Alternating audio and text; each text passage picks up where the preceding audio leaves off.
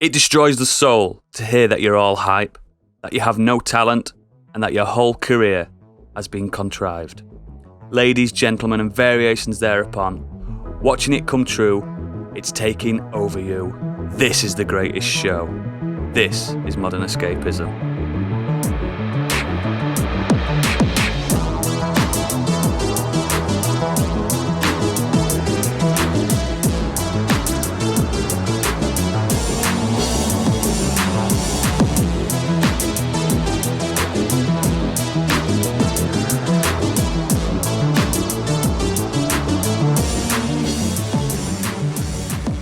Hello, my name is Oodles, the Chinese democracy of podcast hosts, and today I am joined by the Hype Master General Stig. Yo, yo, yo, yo, yo! Yeah, boy. Is sick to death of the gin hype craze. It's Gadget. I don't know what any of that sentence meant. Doesn't matter. And last but by no means least, the man that needs no hype, and once called by the Dalai Lama as the most humble man in Britain, it's Biggie. What up, son? Welcome to the greatest podcast. How are you all doing? All right. Better than Fine. you. Yeah. I'm tired, but you're fucked. I'm Yeah. fine, Yeah, of boys. course you I'm are. fine. Let's just get it over and done with. Someone else talk for about 10 minutes so I don't have to. Stig, what have you been up to? Last week I didn't have much to say, did I, other than about Mario Galaxy? But this week I have done quite a lot, actually. So Good. I'm just going to fly through a few things first before I touch on my main one. Me and my wife watched through the whole of Shadow and Bone on Netflix. I watched episode 1. This is a adaptation of a young adult fantasy by Leah Bardugo.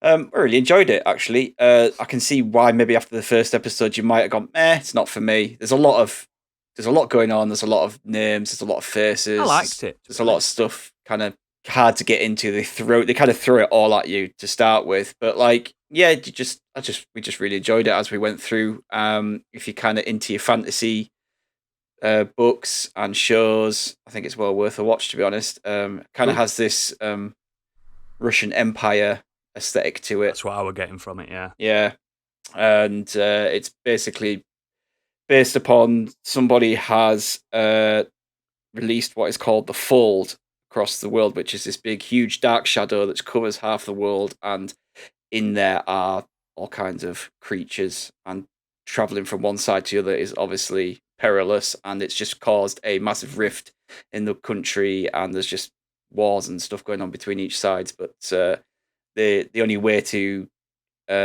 destroy the Fold is to find the sun summoner, and they find her, and it's basically about her and her They should have developing called her the powers and stuff. Sunmaner, Yes, in my maybe. opinion. It would have been a bit easier than keep saying sun. I can't even Yeah, say it. yeah. Sun summoner every time. But yeah, no, we really enjoyed it. I didn't know if my wife would like it much. I'm kind of really into my fantasy novels and shit like that, so I really enjoy it when they bring out these shows like this. But she got really into it and enjoyed like the characters and really got like into them, and that's on Netflix. That's well worth watching. And the other thing that I absolutely loved, which is also on Netflix, was The Mitchells versus the Machines. Oh, yeah. Oh, I've been meaning to watch this. Yeah. So this is by Please the tell me people it's who good. did Into the Spider-Verse, Cloudy with a Chance of Meatballs, and something else. Glad with a chance of meatballs too. Yep. Yeah, potentially. Yeah, it's written by I forget what the bloody called now. I've lost it. Just find it. Cut Lord it. and Miller. There you go. So Lord and Well Miller done. production. That's it. Hold it back. Yeah. So anyway, this centers around the Mitchell family, who decide the father decides to take the daughter on cross country from their home to her new college life to kind of repair some bonds that have kind of gone askew over the last few years as she's been growing up. And he's very much an outdoorsy man, and she is like all about technology, and she's going to film school, and he just doesn't really get her at all. So he thinks this is a perfect chance for us to bond. I'll take her to college. We'll have this final road trip, and we'll have a good time. We'll have a big family bonding session. But during all that, there is a guy who creates a murderous AI robot who unleashes a whole load of robots on the Earth, and they steal every human, and she plans to basically blow them all into space. Don't you just hate that when that happens? Yes. When you're just going for a long road trip. All the time. There's world-ending AIs out there. Yeah, and as it would happen, the Mitchells are the only humans left, so it's up to them to save humanity together as a family. Of course. Yeah, but I thought it was incredible. It's full of heart, great characters, proper wonderful moments, and it's absolutely hilarious. So many laugh out loud moments. There's a part in the mall that actually had me crying with laughter. I don't want to say what it is because it'll spoil the fun, but you'll know what I mean when you've watched it, or if you have watched it. Even using that cliche of, like in animated films where they have like a really stupid dog. So this is a pug. He obviously has eyes that go wandering, and because it's a pug, and pugs look stupid, and they have this amazing. They have this They're like reoccurring. Oodles right now. Yeah. Oi, mouth. But yeah, they have this reoccurring joke around the pug, and it never gets old. Like the first time you hear it, it's incredible, and then they do it again and again, but it works, and it's such a great joke. Is it a better visual gag animal than the chicken in Moana? Yeah, because that's the top tier for me. That chicken in Fucking Moana. brilliant when it sneaks on that boat. Oh yeah. it is better than that, in my opinion. What? Wow. He is great. The pug is brilliant. It just kind of like again, it does just kind of turn up in random spots when they need it. It's like, where's the dog? Oh, it's there, and it's just doing something. The animation style is brilliant. They have obviously it's a CGI, but they have the use of all these hand drawn animations and like these hearts and rainbows, creatures, emoticons, and that kind of springing around the head. Like it's the kind of world of how the daughter sees it. It just looks really good, and it's just a film that'll leave you feeling really great with a big smile on your face. Like I just loved it. So A lot of positive reviews have been around that movie. yes, I'm buzzing for that then. yeah. So on to what I wanted to talk about. I just wanted to talk about them too because Get them I've out of the watched way, them yeah, and they're absolutely. really good. I started. Has anyone watched the Harley Quinn animated TV series? Yes. Yeah, No, but I've heard good things. I started that this week, and I really, really enjoying it. I like it. It's very sweary. It's very bloody, and it just takes the piss on all like superhero tropes. Like, this is obviously Harley Quinn. They're voiced by Kaylee Cuoco. Cuoco. Yeah, from Big Bang Theory, and it's basically about her setting up on her own after breaking up with the Joker, who's played by Alan Tudyk. How many dicks has he got? That's an odd voice actor to play the Joker, but I'm into No, it. Tudyk can do. He can do Yeah, loads, yeah. man. Oh, I know. Yeah, I know he can. But it's Well, just he like, plays the chicken in Moana. Yeah, he does. He does. Yeah. What, does he? Yeah. I did not know that. Yeah. He often pops up just doing random voices or like animal noises and things. He's good in iRobot as well, isn't he? Yeah. But so this centers around her trying to find herself, making her own team in an attempt to get into the Legion of Doom. Her crew consists of Dr. Psycho, who's played by Tony Hale of Arrested Development, King Shark, who's voiced by Ron Funches, and Clayface, who's Alan Tudyk does him as well. Yeah. And her best friend, Poison Ivy, which is Lake Bell. So Ivy is kind of like the give no shits kind of. She tries to act badass. She tries to act like she doesn't care, but she does. But she's trying to look out for Harley the best she can because Harley is obviously a broken mess. And the Joker's like, no. It's like he broke up with her, but it's like he tried. That manipulation he does of Harley Quinn. Yeah. And she goes back to him every time. So Harley has eventually convinced her he is a dickhead. You need to go out on your own. So this is what we see. But Poison Ivy is flawed as well. Like she has a thing for Kite Man of all people. Yeah. Hey, Kite Man's got a good run in some storylines. Don't fucking diss Kite Man is great in this though. Love Kite Man. Like, obviously, they take the piss out of him that his only special power is that he has a kite. Yeah, that's a good power. But he's a proper douchey guy. So Can all be heroes. And Harley lives with her and her plant Frank, who is basically like Audrey 2. Right. So just imagine Audrey 2, but Yeah. Frank. Yeah. So she forms his crew. Dr. Psycho, he got kicked out of the Legion of Doom because he calls Wonder Woman a cunt. Yeah. I remember that. In front of the whole world. Apparently, that is the limit for the Legion of Doom. Yeah, they don't like cursing. Yeah, even though I'm going to watch this now. Yeah, it's even really though the good. show starts with the Joker just killing people and their bodies melting, like that is the limit. And Clayface is a thespian actor who insists that everyone he morphs into has some elaborate backstory. He has to tell everyone like this is the backstory about everyone. And then King Shark is just like a really level-headed hacker walking around in a hoodie, his Vans, and he's kind of like just normal until he has fits of rage every now and again. So when he smells blood, or when like, there's one point he walks into somewhere and he's just kind of chatting. He's like, "I'm really glad that that Harley like invited me to do this." Like blah blah blah, and he just walks over to the security guard and chomps him in half, like it's nothing. Yeah, it's so funny. It features a load of B and C class characters from like Cyborgman, Queen of Fables, Jason Praxis, and then it has a lot of heavy hitters: Batman, Superman, Wonder Woman, Penguin, etc. But like they're not scared of just fucking around with the characters. Like Zeus plays a proper like Jordan Belford from like Wolf of Wall Street character. He's like this self-help motivational speaker, but a proper douchebag. Like when Harley goes to see him, he's just there with his robe open and his knob hanging out and everything, and he's just like, they just make like the god, Zeus, a god of thunder. Is it thunder? No. Yeah, god of thunder is just like a dickhead. Yeah, Jim Gordon is a self-hating, rundown cop, dishevelled and scruffy because his home life's in tatters, and he just wants Batman to be his friend. Yeah. But yeah, they do all this like really stupid stuff. Like they'll have like a Tinder style setup for finding a nemesis, or estate agents who only deal in evil layers. One of the best thing about it is that they break into Wayne Tech, and the building is big and black with a W that looks kind of like a bat symbol, and the top of the building has two pointy ears on it.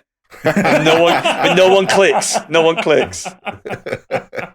Yeah, it's just so funny. Like it has no issue with killing off B characters or taking the piss out the tropes or anything like that. And nothing seems to be off the table with it. So I've been really enjoying that, and I'm looking forward to getting through the rest of it. You can get this on Amazon Prime, but you have to pay for it. It's not like on any streaming service at the moment. I believe it was meant to be coming to 4OD, but it's I was just about to say 4OD, yeah. Yes, but you have to pay for it if you want to watch that one. That's me this week. So I've done quite a lot actually for once. Excellent, mate. Thank you. And you've redeemed yourself from last week. Yeah. So, Biggie, what have you been doing? Been a bit busy with work, so I've not been up to much. So Excuses. Season 2 of This Is Us. Really enjoying that. Oh, you're blitzing. How are you that. enjoying that, Oodles? Oh my god. That show makes me ugly cry every episode. I know, it's good, isn't it? I'm only about halfway through season 1 because I can't put myself through it all. I don't know how you can watch it so fast. It's so harrowing. It is, but it's good. There's a lot of good. Oh, there's good happy-feely episodes, bits isn't there? Yeah. There is. Fucking hell, that's... Oof. But yeah, I've been enjoying that, and also playing Final Fantasy VII. Never heard of it. I'm making my way through it. What disc are you on now? I am about to do the gold chocobo So stuff. Disc 2 or 3 then, yeah. Yeah, That's fine then. I've done the bit where the Cloud has his coma. Spoiler alert. He doesn't have a coma. No, No, I'm joking, mate. It's but like yeah, a 20-year-old he's- game. Hook it. Yeah, I think that's acceptable. So yeah, I'm slowly playing my way through that and really enjoying it and loving it all over again. It's really good. Okay. And I also whacked on for one night Cyberpunk Oh. with the patches just to see if it was in the playable format. And Is it? Seems very apt for this episode. Yeah, it's okay. Oh, that's not good enough. It's better than it was last time I put it on. Oh. So I had a little tinker with it, but not long enough to get Still waiting. an overall impression. But what I did see, it seemed to be running okay. But I hear there's more to come. So That update was 58 gigabytes. I'm waiting for the sequel. It's bigger than most games. It still hasn't fixed it. I'm still waiting for the next gen patch to come out before I go back to it. I think I'm just going to restart it when Get it on the PS6 comes when out. that comes out. Yeah, And in case people aren't aware, it's still missing from the PSN store if you wanted to buy it Yep. digitally. So Wow. we're now into month 5 or 6. Six it Wow. was dropped. it's still also kind of broken on the consoles and definitely not playable at all on the base PS4 and Xbox One. So, still playable on Stadia, though, isn't it? Yeah, apparently, it's the best version. The best way to play it is on Stadia. The only game that they can say that about. Yeah. I left it in a really good place on my PC when all the patches started. Like, they said, I'm going to So you patch can just everything. dive back in. So I've left it at a really good point where I'm not going to forget what happened. Yeah. Basically, it's the end of the start. What you tutorial. call it? No, The prologue. Prologue. That's it. Yeah. Yeah, that's it for me. Okay, excellent. So, Gadget, you've been doing? Well, I have been doing what possibly most of the internet has been doing. And Fapping? I've been interacting with a piece of medium that the internet has been say so wanking? fucking Sorry. horny for. He said wanking there. I said fapping. It took me ages for my brain to kick He in did gear very there. well to just ignore it and carry on. Yeah, Gadget talks for 5 minutes about fapping. I mean, No, I've been playing Resident Evil 8 Village, or Resident Evil Village as it's called. And I'm about halfway through the game. I know Oodles has finished it. I'm not going to be going into kind of massive spoilers talking about it, but I played it for about 5 hours on Saturday, and I think it's really good. It's I was worried about it when going through all the hype coming out for it and all the kind of the reveals, because if you've been on the internet in the last 6 months, all the marketing has been around Lady Dimitrescu, or however you say it, and her three lovely psychotic murderous daughters, and the whole idea of being in the castle, and she's chasing you, and it's the big lady, and there's the memes. It's the main bits of the trailer. Everything that they've shown has been that. Even the demo was a big chunk of that. Yeah. But I'm happy to say that she's not the only focus of the game, and I'm happy to say there is actually a game there. There really is. It really is. I will say, from what I've played so far, it's doing a lot that I like. A few things I don't like. Mostly down to the writing. I don't think the writing's as good as it was in Resident Evil 7, especially in Ethan himself. Ethan's one of the worst characters in the world. Yeah, he's one of the worst characters of all time. At fucking this point. shit. In Resident Evil 7, when Ethan was introduced, his character was a bit shit, but he was a bit of a blank slate because he was this brand new character. He had no history, did he? He had no background. He had no history, no background, and he was put in a situation where he was entirely unprepared for it. Yeah. And you kind of expect him to say the odd boneheaded thing and just to be reacting to what he's seeing. Fine. That's great. Officer, you've got to give me your gun. Yes. In Resident Evil 8, this is 3 years on from Resident Evil 7. He saw some horrific shit in Resident Evil 7. Yeah. Had his hand chopped off, had his hand put back on. His leg cut off. His leg cut off, his leg put back on with the magic medicine juice. Just mix a few herbs together, did he, and just put it back basically, on? Yeah. Genuinely, yeah. He was chased by cannibals, by huge monsters. He had to save his save his wife rather, and all this kind of bullshit happened in Resident Evil 7. In Resident Evil 8, he's entirely unprepared for the situation that he finds him in. What's happening? Even though in the intro cutscene he's talking to Mia, his wife, and saying, "Oh, it's been 3 years since Louisiana. We've been through all this. We've moved to another country. I've had military training from Chris Redfield." Did you notice as well in his study that you can explore military books and how to reload weapons and stuff? Yeah. The extent of Ethan Winter's military training is that he's learned how to reload properly. Yeah. That's it. He does a tactical reload now rather than just dropping the clip on the ground. Can he move forward and turn and fire at the same time? Has he? Oh, barely. Well, no, strafing. barely, because there's no strafing. They've put they've changed the mechanics. So the first person shooter kind of mechanics in 7 were quite snappy, and Ethan moved quite responsively to what you do. Now it feels like they've maybe Ethan's gained about 400 pounds. Yeah, you or just something, walk because like a big boy. You turn the analog stick and you feel the gun swing round as if this pistol that he's holding weighs 2 tons, and he's slow. And every time you walk anywhere, all you get is this panting and out of breathness from Ethan, even if you've just casually walked up a set of stairs. So I read a review about based on me. that. I read a review about it, and someone said, "Don't forget, he's carrying a massive briefcase full of weapons with him. So that's why he's walking slowly." A briefcase, because that's handy. Just that's the inventory though. He's got a briefcase. Yeah, it's like Resident Evil 4. Like I say, it's not quite as good as 7. It's about an 8 out of 10 for me so far. There is some really good stuff that I don't want to spoil for people. Yeah, you can't talk about any of the story at all. No, I don't want to talk about the story. I like the way the levels are set out because like Resident Evil 7 again was quite linear. Whereas Resident Evil 8's gone back to that kind of the classic Resi design where everything's done on loops, so you kind of loop through an area several times, unlocking things as you go, as you get more inventory items. The inventory management is a big thing. You've got the merchant concept, which has come back from Resident Evil 4. Which is with better than the Duke, he's fucking brilliant. I love him. Some of his the first time you see him, it's quite horrific. I thought I had to shoot him. I'd ignored all the pre-release stuff and didn't realize that he was in the pre-release stuff. I adore him. Yeah, but he's got some really good dialogue, and there's a crafting mechanic to it, so you can make ammo as you go, which I'm not so keen on, but it's helpful in a fight.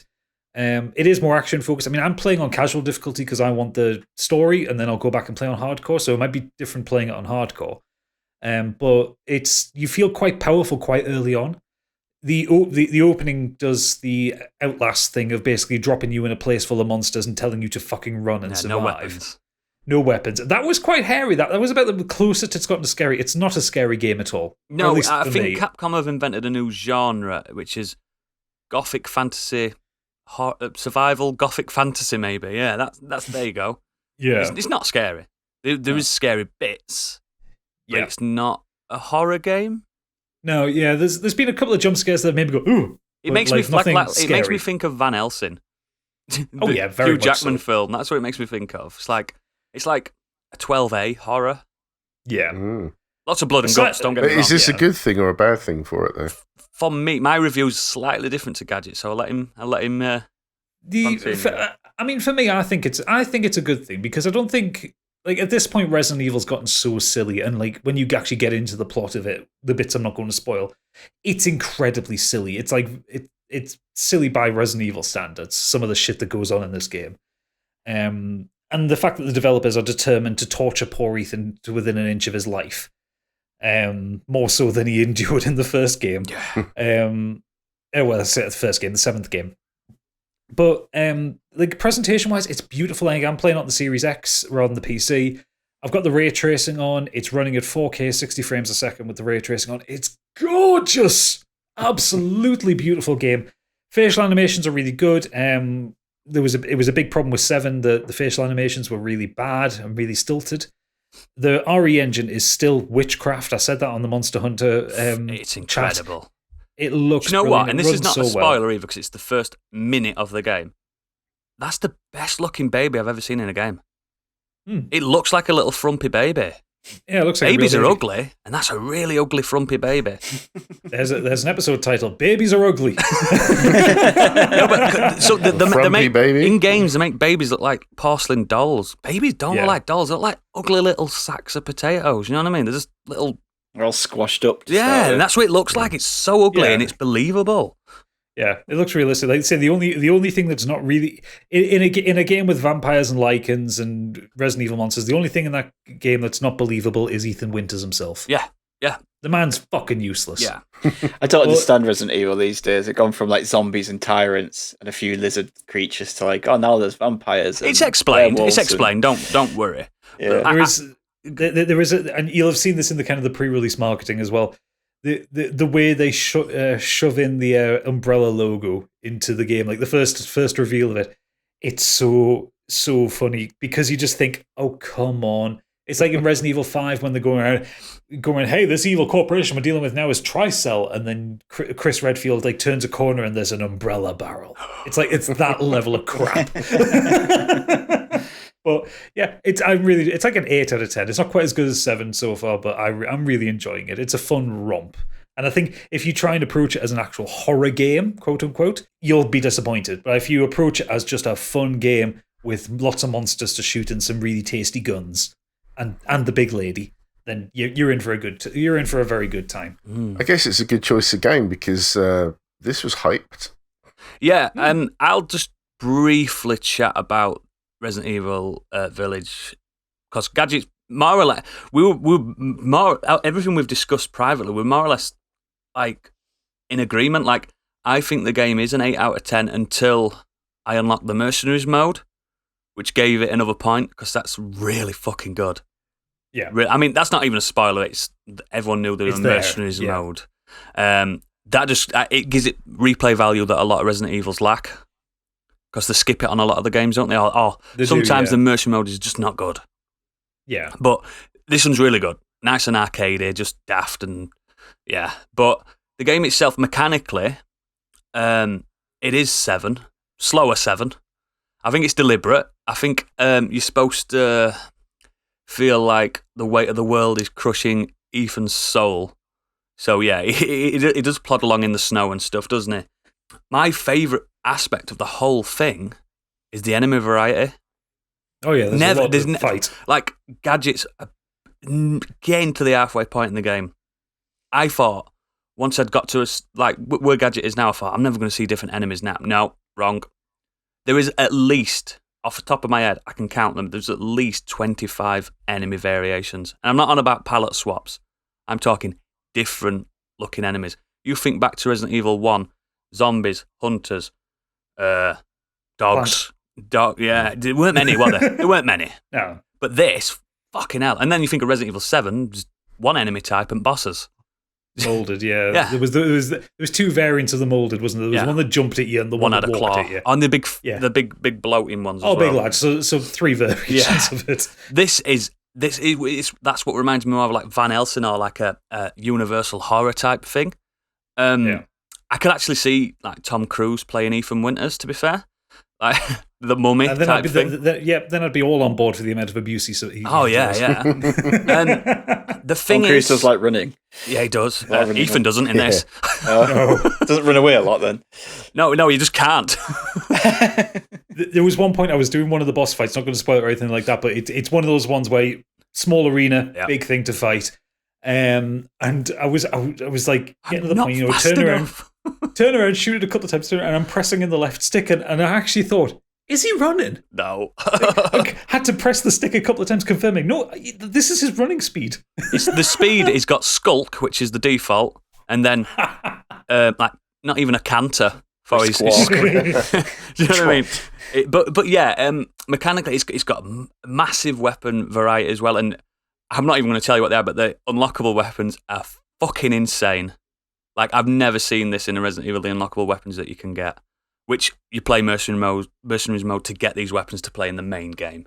So, yeah, oh my God, I can't wait. It's going to take a lot to get to them because they're very expensive in-game currency. But it's one of those games that everything's explained at the last second, and I was like, whoa, you know what I mean? I'm like, fucking relax, whoa, law, just shoving law in my face. I'm like, bloody hell, calm down. I wish it were paced a bit better with the story content, but it's great. I really liked it. Like I said, because of Mercenaries, I give it a 9 out of 10, but failing that, it'd just be an 8 out of 10, like Gadget says. So if you don't like really like survival horror, scary horror, it's only like I'm gonna be frank with you. It's only scary for about in total a real time hour. Separate parts of the game, but only for about an hour. Yeah, no. All I've encountered of it being scary is the opening, maybe half an hour or so, where you've got that kind of no slow weapons. build, no weapons, stuff like that, and there is a point just leading up to the halfway point where it gets a bit creepy. Yeah. So far, but think about it, Gadget. That halfway scary bit. It's also a no weapons part as well. Yeah. So the true horror, you can't technically, you don't panic because you can't kill these things. It's psychological. If you can get past that, even if you don't like horror games, I think it's a good gothic fantasy game to just get lost in. Yeah, and like I say, it's beautiful. It's one of the best looking games I've ever played. And that intro with the book. Yes. Oh my God, brilliant. Yeah. Sounds like it's in the trailer, don't worry. Sounds like the scary bits are very much like Outlast. Yeah. Like yeah, sort of. No weapons, kind of you feeling of helplessness. Yeah. And it's one of those things, and I think it's something Resident Evil has struggled with for a very long time. Like, as soon as you've got the shotgun in the game, nothing's hard anymore. It's not that nothing's hard, but you don't feel vulnerable. Yeah. Like in most Resident Evil games, when you're still working with the pistol, you still feel vulnerable. And the game's difficulty curve is slightly tweaked in the wrong direction because it's very easy to get ammo. Well, I played it on hardcore straight off the bat, and by the end, I was like Rambo 3. I had bullet bandoliers around me and everything. I was like, I was like, and that was just in the main game, man. You should see me on Mercenaries. I'm a boss. Yeah. But yeah, it's really good. It's really fun. It's not overly long. I thought it were longer when I saw my time, which was like 8 hours, 15 minutes. I thought, fucking hell. I thought I'd run it for about 20 hours because I was enjoying it that much. Yeah. Plus, I were hungover. Speaking of hungover, Oodles, what are you bringing to the table this week? I want to talk to you about yesterday. So, if I'm listening to this Saturday, all your troubles seem so far away. So the world is slowly becoming somewhat normal again, and I got to socialise in a public house, beer garden, in torrential weather. So, got ready, 12 o'clock, meet my mates in the local, got my umbrella. We start the banter, watch a bit of football on a strange projector screen. It's weird, and obviously Leeds won, perfect, brilliant. Let's keep drinking. Got to about 5 p.m. I must 5, 6, 7 Guinness deep. We decided to go to my mate's back garden. He's got a nice like gazebo outside thing. We didn't break any laws. Well, I don't think I broke any laws all night because a lot of it was a blur.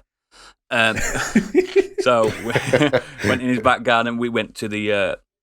We might need a disclaimer after this. We went to the co-op before we went to my mates to pick up some dragon soup, which is what was it, Gadget? 7.5% or something. No, an 8% strength caffeinated alcoholic beverage of lurid flavour, according to the internet when I looked it up. Yeah. So I drank 4 of them, and then I decided while I was in co-op, I'd get a big 2-litre bottle of apple sours, and I drank that out of the bottle. Like a psychopath, like a boss. I can remember me sitting going, I might dilute this because it's so fucking strong in it. It's like, it's sweet, it's proper sweet. I'm just drinking it out like a fucking goblin, and I was just fucked, right? And we were just in. He's got heaters in his garden and that, so it weren't terrible, and just drinking, having shots and all that, talking about football, talking about memories, and just having a really fucking good time. Look at my watch. Oh my God, it's 3 a.m. in the morning. I better go home. I live a mile away from this house, so I stumbled home. I had to have a sit down halfway through because I was fucked. Got wet. Managed to get home. Somehow fell asleep downstairs on the kitchen floor. Woke up. I've lost a shoe. So one of my good Adidas shoes. So fuck knows where that's gone. That's somewhere in Pontefract. If you see a shoe, Adidas, size 10, it's mine. And any of our listeners who have already members of our Discord group would have already seen this wonderful picture of Oodles this morning. Yeah, man. I can't believe how early I got up as well. I had like 4 hours sleep. And yeah, it was just one of those, do you know, one of them, we've all had them. And especially way before the times we're in now. Talk about, I never got drunk. Fuck off. But these days, that they get beyond us, don't they? You don't, do you know, you've got that angel and that devil on your shoulder, and that angel never came with me, even at 12 o'clock in the afternoon. That's because the devil on your shoulder's got it stuffed in his cupboard. I think so. And he's doing a gadget fapping on your shoulder. He just got to... do you know, ideally, what I should have done at 5 o'clock when we left the pub, I should have gone, I have to walk past my house to go to co-op and to go to your house. I should have just gone, I'm going to go home now, lads. So wait, hang on. You walked past your own house to go to the shop to buy more alcohol to walk back in the other direction. Yeah. See, I've got to the point now when I'm out, when I know I've hit a limit. And I'm just like, right, done. And I walk. Exactly. And I don't even tell my mates I'm going. I go home. Are you one of them that sneaks off? Yeah, and then I say, I've gone. Because I cannot be arsed with the aggro. Like, stay out. Yeah. And then you stay out for another 2 hours and you just feel worse for it. So this is the problem when we did our Christmas podcast is that I was already at home. Yeah. I had nowhere to go. Well, you did. You fell off the chair. I did. I didn't fall off the chair, but I did. If you notice, if you watch that video, I just is there a point where I'm like, I'm done here, and that's when that's when I just turned it off. Yeah. So I didn't realize at some point during that. Just turn it off. That's what I should have. I should have been like, I'm done, me lads. But I was like having a war with myself. I was like walking past my street, and I was looking down it, thinking, my family probably want me. They probably need me now. Then turn to face the other 5 lads. They need me more. So we just continue to Co-op, and Co-op is the most expensive place to buy alcohol in the world. Mm-hmm. Co-op is ridiculous. Everything. Oh God, I was like, what? Credit card, bang. Hell, man. Idiot. So yeah, don't drink dragon soup. Oh yeah, before I went to Co-op, I did call in Chippy as well. And got Chippy, fish and chips. So, have you ever seen drunk people eating fish and chips while walking? Yes. It's terrible. I didn't pick a little fork up or anything, so I was like, eating it like a dog. So that probably gave me that second wind, fish and chips. But yeah, heartburn. One of the two. Oh, I forgot about heartburn. Mate, dragon soup. Liver burn. God. It's nice though. It tastes nice on the tongue. But yeah, just one of those good days, and I'm hoping when we finally meet up for the first time, we're going to have a good day like that. I'm going to bring a lot of dragon soup for you. Oh, mate, it's incredible. I just want to see what Oodles looks like drinking high-strength caffeinated alcohol. There was one moment that I remember, because a lot of it were a blur. There was one moment, and it echoes in my mind now when someone's saying, will you get off the garage? Will you get off it? Get off the garage. And that's all I remember. So I obviously climbed a garage at one point. Maybe that's where your shoe is. Shit. Go look on top of the garages in Pontefract. I'll text him. Have a look out your window. Why have you got the number of the guy at the garage? No, garage. Someone's garage. A house. A detached garage from the house. Do you know what? I was just picturing like some SO or... I've been to Texaco. Do you sell dragon soup? It's 3 a.m, but I need more. I'm going to burn us all alive. It's so good. I'm going to be drinking that on his D&D podcast. I can promise you that much. Oh, God. Oh, yeah. It's so good. I'm going to order a crate. But yeah, that's what I've been doing. So, from my depravity, let's go on. Biggie, what are we talking about this week? This week, we're talking about when the hype surrounding something just didn't deliver. Whether it was promotional or critical hype, or even just friends hyping something up. What failed to live up to it? And like Chuck D and Flavor Flav put it best, don't believe the hype. Blah.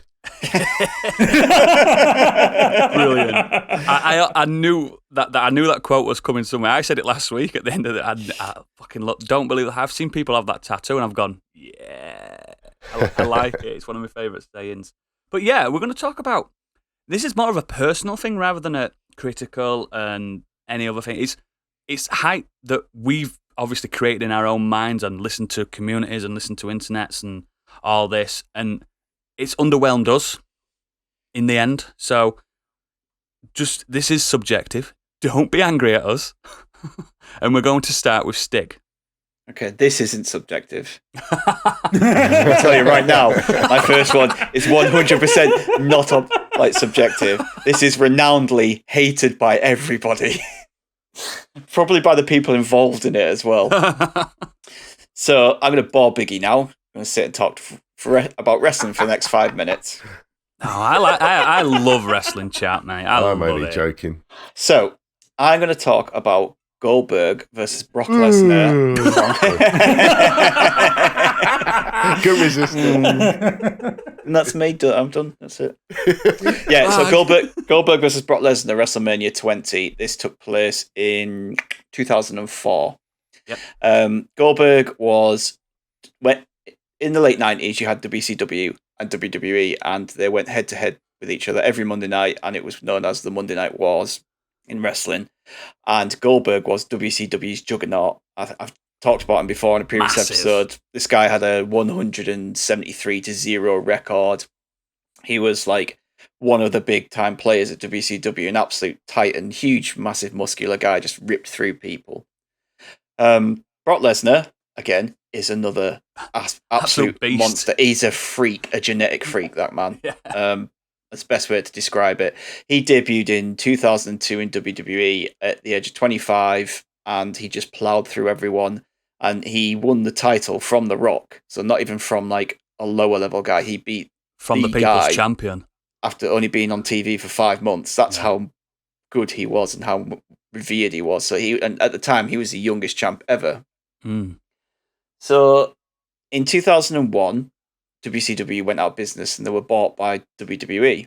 Goldberg and a bunch of other high-profile wrestlers didn't jump ship at that point. Some of them did, some of them didn't, because some of them were sat on contracts worth millions, and they basically sat on their ass for 2 or 3 years collecting millions, because why cancel a contract like that? It's a buyout anyway, isn't it? Yeah. So they just received their money from Turner, the company, and when their contract was up, they were eligible to sign for the WWE. So Goldberg joined in 2003, the night after WrestleMania 19. He has a typical Goldberg year, just fighting all the big guys, just beating them all. On the other show was Brock Lesnar. So the shows SmackDown and Raw at the time were split into two, so they had one roster and one on the other, so they didn't kind of mix. So they had a world champ on each side. So Brock Lesnar was on SmackDown. And in 2004 Royal Rumble, these two had a bit of a backstage altercation, heated debate, and during the Rumble, Brock Lesnar runs in, he wasn't part of it, does his finishing move on Goldberg, and Goldberg gets thrown out. So Brock Lesnar is the reason that Goldberg gets thrown out of the Royal Rumble and doesn't get his title shot at WrestleMania. On the next pay-per-view, Brock Lesnar's facing Eddie Guerrero for the WWE title, and Goldberg interferes with that, costs Brock Lesnar the title. This sets up a match between the two at WrestleMania 20. So, as a little bit of background there into the guys and where they come from, these two were absolute massive juggernauts of each company. Like, you expect Brock Lesnar, you wouldn't fucking mess with him, would you? No, he's fucking massive. But He Goldberg, could pick us all up. Goldberg stood next to Lesnar. They just, he's physically, what's the word I'm looking for? Threatening and kind of. Oh yeah, they're both big boys. They're both big lads, yeah, and like they're both, you would describe them, they're the biggest and baddest wrecking machines of pro wrestling. Two Monsters, of them, aren't they? the biggest monsters you've ever seen. So you're expecting, fuck me, when this match delivers, these two are just going to kind of charge at each other. It's just going to be an absolute wrecking. There's going to be no ring left. 5-6 minutes of just beating the shit out of each other. Yeah. And he even brought Stone Cold Steve Austin in as a special guest referee for this. Yeah. So that it was even bigger than it was. Cut to the match. Here we go. Rumors are going around. Both these guys are leaving after WrestleMania. So this was the time of about when the internet dirt sheets were prominent, where you could get information about what was going on backstage, people's contracts coming up, like people who might be joining the companies. Weren't there things about becoming actors as well? Yeah, like so that? Lesnar wanted to leave to be in the NFL. Yeah, that was it. And Goldberg wanted to leave for Hollywood. Yeah. Yeah. So their contracts are up, and the crowd knew it, and the crowd gave them a lot of shit about it. And there's nothing worse than a wrestling crowd. Yeah. They know how to keep a match going. So you've got the crowd basically giving them a lot of shit, and in turn, what the guys did was spent 15 minutes doing fuck all. Yep. Like, 15 minutes doesn't sound a lot, but in wrestling matches, that's quite a long match, like on an average. Some title matches have been fucking 15 minutes. Yeah, You know what I mean? like some will go like half an hour, 40 minutes, but they're like the big one. Amazing, really great matches. But most matches last 10 to 15 minutes. Yeah. So you imagine 15 minutes of these guys who you thought were going to like just destroy each other. They just lock up. They do rest holds. They walk around the ring. They back away from each other. There's a lot of holding each other's shoulders, isn't there? Yeah, they did absolutely nothing. Yeah. So this massive match that they hyped up, the WWE hyped up so big, like these two guys finally going to come together and beat the shit out of each other. You've even got Stone Cold Steve Austin in there, was just Yep. It was absolutely terrible. It's down as one of the worst WrestleMania matches of all time. I remember watching a YouTube thing, unofficially, and they were like the second worst match of all time. I remember the hype leading up to it. There were adverts on normal telly and everything. It was massive. Yeah, it wasn't even a title match, but it was probably the one of the biggest matches on the card. It was probably the draw, though, wasn't it? To everyone, Yeah. watch these monsters. Yeah, other than maybe the main title match, that was probably the biggest thing on there, and it just did not deliver. It was hyped up to the 11th degree. It was just. I remember seeing it like advertised like a boxing match. You know how they do it. It's like it was like they put so much time and effort into hyping this match on TV, and nothing happened. I mean, they eventually had a rematch in 2016, so it took them 12 years. This was Goldberg's first match back after the infamous WrestleMania 20 match. He beat Lesnar in 86 seconds. Yeah, and it was perfect. That's what you want, though. Yeah. He did 2 moves on Lesnar, beat him, and everyone's like, what the actual fuck did we just watch? Then they had a rematch, and it lasted 5 minutes, and it consisted of them running at each other, spearing each other, throwing each other into turnbuckles, spearing each other through the barricades, hitting all the finishes on each other, and it was done in 5 minutes. And it was great. And that is what you want. When you have 2 big hosses like that, you just want them to just run at each other. It's not an endurance, is it? When the doesn't big have to be. No one's looking for a technical wrestling match. No. No one's looking for the best wrestling match ever. They just want 2 big guys beating the shit out of each other. And and when they do that, it's amazing. And what they did at Perfect WrestleMania 20 was they just the crowd booed. Like, as he's literally Goldberg's going to give his finishing move to Lesnar, the crowd booed him. And then the biggest cheer of the night was when Stone Cold gave them both stunners. Yeah. What's the cost of tickets for that? A lot. A lot. I've been to it, and it's a lot of money. A lot, mate. So you imagine all those fans obviously being hyped up for that, to go to that, thinking it's going to be potentially the greatest match of all time, and then... Mate, some WrestleMania tickets cost more than World Cup finals. You know what I mean? There's some ridiculous... They're expensive. Yeah. I won't tell you how much I paid for you better not. Week. But yeah, that was my first one. Good one, that. So, Gadget, go. Okay, so for my first one, it's probably going to be a bit of a shorter one because I don't want to kind of delve into spoilery territory for present company and people around here, but also because it's a very loved thing, and this is one of those situations where I'm one of those outliers where the hype just didn't live up to it for me. Are we ready for the #contrarian moment? Yes. Because I want to talk about The Last of Us 2. What? Oh my God. Man! I did not see this coming. Oh my God. So I adored The Last of Us. I bought it on the PS3 when it first came out. I bought the DLC. I bought it again on the PS4 when that version came out. Did you play the multiplayer? I love that. Yes, I played the multiplayer.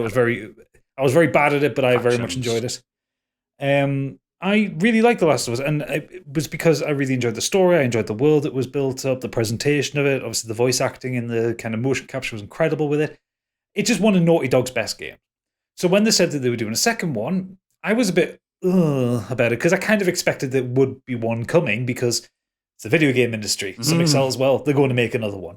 But there's a long wait as well, wasn't there? There was quite a long way, but I was also one of those people who believed that The Last of Us's story was kind of perfect. I like how it ended.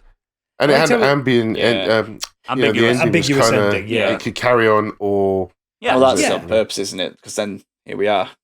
Yeah, but I think a story like that with an ending like that is perfectly capped off because you can, without spoiling the end of The Last of Us, because again, if someone encounters it, I don't want to have them spoiled for them. The ending leaves it in a decision of, well, is it A or is it B? A little bit like how Inception ends. Is it A or is it B? Yeah.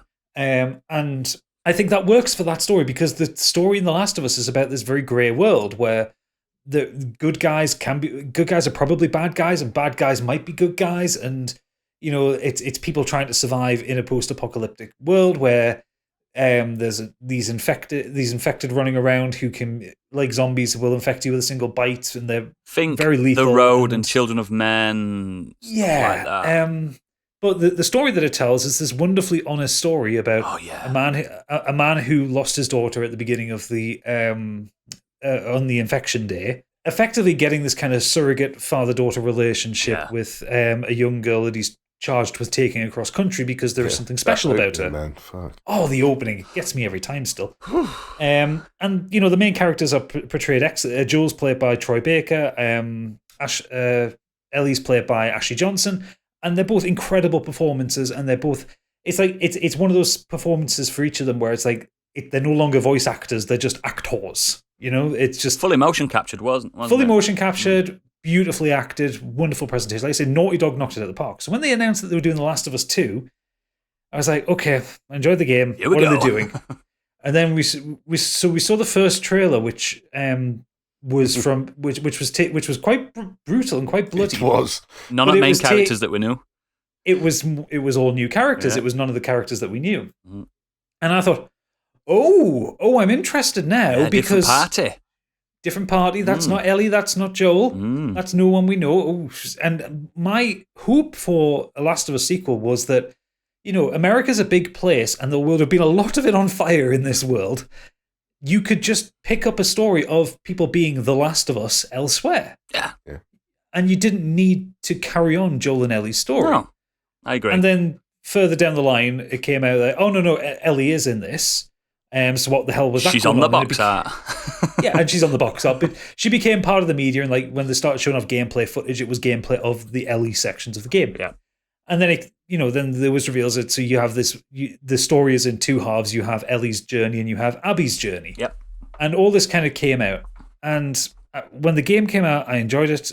I enjoyed playing it the first couple of hours of it. It was beautiful. Stunning. The graphics wonderful. Granted, my PS4 Pro sounded like it was about to take off because it really pushes that console hard. Because it was taking off. Yeah. And then you get to maybe about the 2 hour mark in it, and then what I'm going to say is the plot kicks in. Does it? And I stopped liking it. Wow. Not because of the events that happen in it. Don't get me wrong. What they do in the story, I think, is very brave, and I think it's a very interesting thing that they do. But it wasn't fun for me, and it wasn't entertaining for me because the story that you're given ruins the characters, in my opinion. I know a lot of people enjoy it, and there's been many video essays saying this is the most incredibly written game, this is the best story in the world. I get that, but the Last of Us Part 2 that I kind of wished I had that was kind of in my head would be very different to this, and probably wouldn't involve the characters involved. You could make a full game around Abby's story, and I'd be much happier with it. Yeah, like you say, a second party. Yeah. But yeah, so I just think that there was no way in hell that the Last of Us Part 2 could live up to the hype of The Last of Us. Because I think that's possibly my own fault, because I think I put the original game on such a pedestal because I do think it's probably one of the most perfect games ever made. It's in my top 5 of all games of all time. That's what you've done, you see. Yeah, and obviously when you think about it, there was this huge marketing push for The Last of Us Part 2. Yeah. And it was a game that I got to a certain point of it and I just didn't care anymore. Whereas I was gripped by the first game. I was absolutely gripped by the first game. And I ended up spoiling the plot for myself. I read up on what happens in the plot. Dude. And, well, because I got to a point where it's just like, I'm not playing it, back to this. I'm not going back to this. Like, it's a 30-hour long game. It's huge. Yeah. Which again, Massive. Technical achievement, wonderful. And I bet a lot of people loved it. But I'm just thinking, I got like 10, 15 hours in. I was just like, I'm not having fun. Let's see how many chapters are left. It's just like, okay, no. So I went and spoiled the story for myself. And I'm kind of glad I did because I am not happy with the story as it comes out. You're not on your own on that one, but a lot of people didn't. Yeah. I'm not unhappy with the story for the reasons a lot of the internet were unhappy with the story. I get that. I don't think it's a bad story. It's just not the story I want from this world. And I think, like I say, if they had taken it in a different direction or just had the Abby storyline and not the Ellie one, I think it would have been a game for me. Do you ever think sometimes, like coming from a writer's point of view, that sometimes you got that writer's analytical head on, you're like, I wouldn't have done that. Do you know what I mean? Sort of. Sometimes it's kind of what I was saying about Resident Evil 8, where it's written really badly. Oh, well, I can agree with that. I don't think if you just had Abby's story, it just wouldn't be as effective. It wouldn't. I'm not at all on this one. I'm not with you on this, Gadget. To be fair, no, it's fine, and I fully expect that I'm a small voice in this argument. And I'm not saying like take Ellie's story out of it completely and just have Abby's story, because then it wouldn't make sense. I think this game's better than your favourite game. Probably. But it's just that bit it does in the middle is, I think, to start with, I was like, Yeah. what the fuck are Yeah, they making I me do did here? that. I was like, why am I having to do this? Why am I doing? And by the end of it, I was like, okay, right. It makes I sense, get doesn't it? I completely get why they made Yeah. you do that as a player. Yeah. Like I say, I'm not saying in any way, shape, or form it's a bad game or it's a bad story. Oh no. It's just the hype didn't deliver for me. Yeah, and that's- it's one of those things that through my own hype and through the external hype that came in from everyone, the entire world going, oh my god, it's going to be the most amazing, and all the marketing campaigns and all this kind of thing, and seeing all the award shows last year and seeing Neil Druckmann slowly get piled under award statues. Yeah. It did get a lot, didn't it? Yeah, it did, and it's just like the more I'm thinking, it's just like, nah, I don't agree with all that. But like I say, I'm not going to take away from the fact that I know a lot of people really enjoyed the game. Yeah. And if you did, wonderful. Yeah. It wasn't for me. You're glad that everyone else is happy. Well, exactly. Yeah. Yeah. Why would I? Of course. Why would I want to take that away from anybody? Exactly. Because you should be happy playing the game where the people in the game are really unhappy. I don't think anyone was happy actually playing the game. It didn't Oh, drop true. at a perfect time in real life, did it? No. Nice bit of post-pandemic fiction. Yeah. So I loved it, but we're going to move on to me now. I'm going to annoy even more people. Uh-oh. And there's caveats to this, because there's a story to it. I overhyped Final Fantasy VII. What? Whoa. Yeah. So let me just be frank. I've been a long-term fan of this series since I could read. 6. So 2 years ago. Yeah, yes, 2 years ago. 6 being my favourite. So I'm like, right, here we go. We're getting a 3D version of 6. Now, obviously, I knew it weren't going to be the same thing. Yeah. But we're getting this. And then it came out, and I played it through, and I'm like, okay, that's fine. That was good. Bit too easy for me. Coming from 6 is notoriously quite challenging. And it's only over the years that I thought to myself, do you know what? I overhyped that. And to the point now where I often fall into arguments with people, it's the best one. It's the best one. It's like, how many have you played? 7 and 10. Do you know what I mean? It's like, I'm not being a gatekeeper or anything like that, but it's not the best one. It's the most user-friendly one. It's not overly complicated. The story is. The story is ridiculous. But that's what I'm overhyping, because I play these games for the mechanics, the grinding, the battling, all that. I love that shit. Yeah. Story's fine. It's a cutscene, this lad. Yeah. No, I don't. The story's fine. The story's fine. It's adequate, and it's, look how many spin-offs we've got from it. You know what I mean? It's a nice world, but it's a broken fucking mess of a game. It's the fact that any of the characters that they want you to fall in love with can be anybody. There's no roles. Do you know what I mean?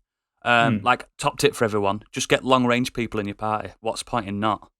Just give all them the materia. Do you know what I mean? There's no point in having a close-range fighter. Put them all in the back row. There's no fucking point. I mean, there's actually technically no need to have the main character in your party. At all. Yeah. At all. Just have all your long range at the back. You're not going to get it. That makes the game completely piss easy. You can spam it. Like, people say, like, this is getting really nerdy. Like, FF8, Final Fantasy VIII, the next one is even worse for that. But no one overhyped it. No, everyone was like, Final Fantasy VII was so good. We will never get better than this. And then 9 came out and fucked you all up. You know what I mean? 9's really good. It is. But yeah, it was one of those things like, it's mainly, it doesn't play really well. Have you ever gone back to, not you, Biggie, because you haven't even finished it yet. But I haven't played it now, so. But if you ever go back to it, playing others, like I know, Gadget, you've played a lot of them. Yeah. Stig's never turned it on. 7's my favourite. Is it the only one you've played? I played like an hour of it. Yeah, there you go. There you go. But everyone says 7's the favourite, because I just don't. I think it's because they like the story, the narrative and stuff like that. They're not thinking of people that have played like JRPGs forever. Yeah. And it's not that. Think about it now, Gadget. It's not, is it? It's not the best to play. No, it's not the best to play. It suffers from the fact that it was made was started for the SNES and then it went to the PlayStation. It was N64 actually. Oh, it was a N64. Basically, it feels like it was built for the generation before. Yes, it feels like it was built for the SNES generation. Yeah. And then kind of the 3D graphics were kind of retrofitted into it. It's got 5 different chuffing art styles to it as well all the way through. It does, yeah. Yeah. You can play through some bits of the game and be very aware that it's held together with sellotape. Yes. I do. There are some things about its brokenness that I do love, though, and I find a lot more fun than later Final Fantasies. Yeah, because some are more mechanically sound. That's why you can't. Yeah. You can't like cheese it.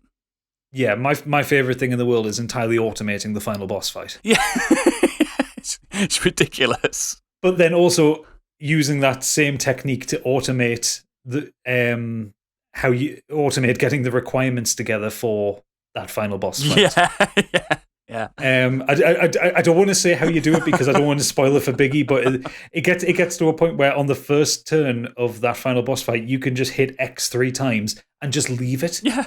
But it takes about 25 minutes. You go away, make a sandwich, come back, possibly go outside for a smoke or something, come back, and the fight's still going on. To get that mechanic to happen, you have to spend 10 hours.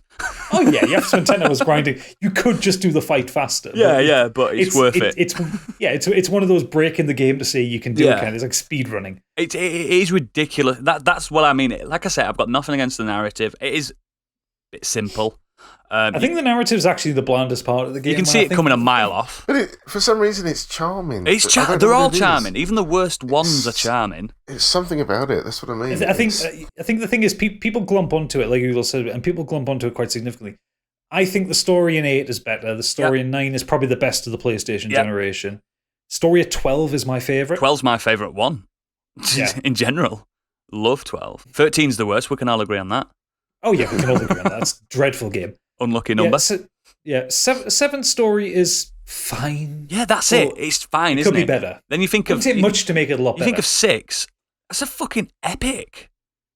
Actually, I have to have a confession. Never played 6. A lot of people haven't, but it's not overly long. It still holds up because it's lovely 16-bit pixel art. It's got an amazing like MIDI soundtrack to it.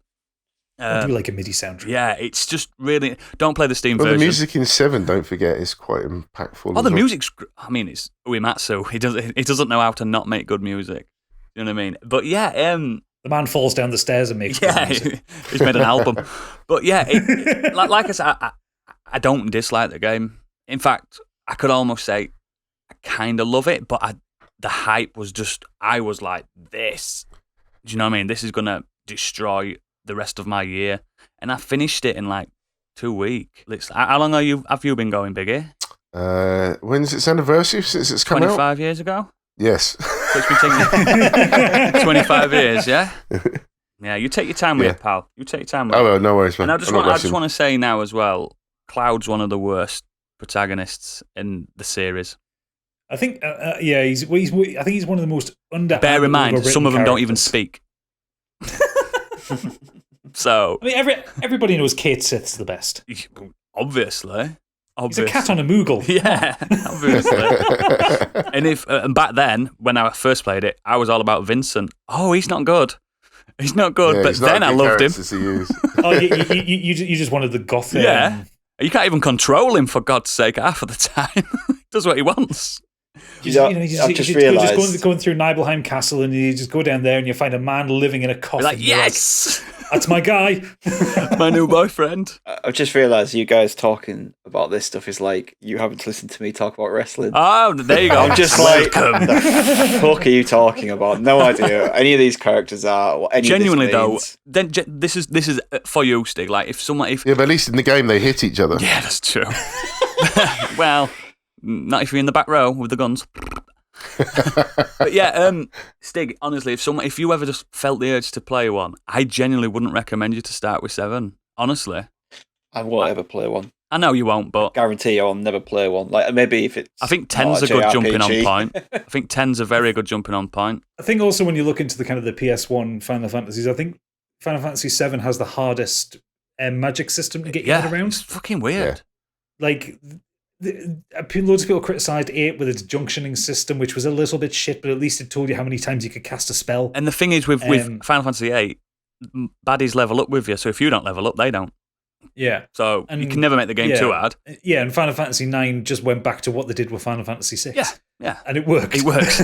But in 7, the materia growth system, people didn't know the materia is like a little Tamagotchi in your inventory. You don't even know what's happening. It's just growing ever so slightly without you realising it. It's fucking weird. And occasionally I still can't fully explain it. it, and I've played it like 5 times. It's a daft thing. It basically your magic spells gain experience as you gain experience, and as they level up, you basically get more casts of it during a fight. Yeah. Sometimes you can only cast it the once. Yeah. But then, if you level it up enough, so like, say for instance, like when I play through the game, I like to use a lot of lightning magic because it seems to do the most damage to the most things. Yeah.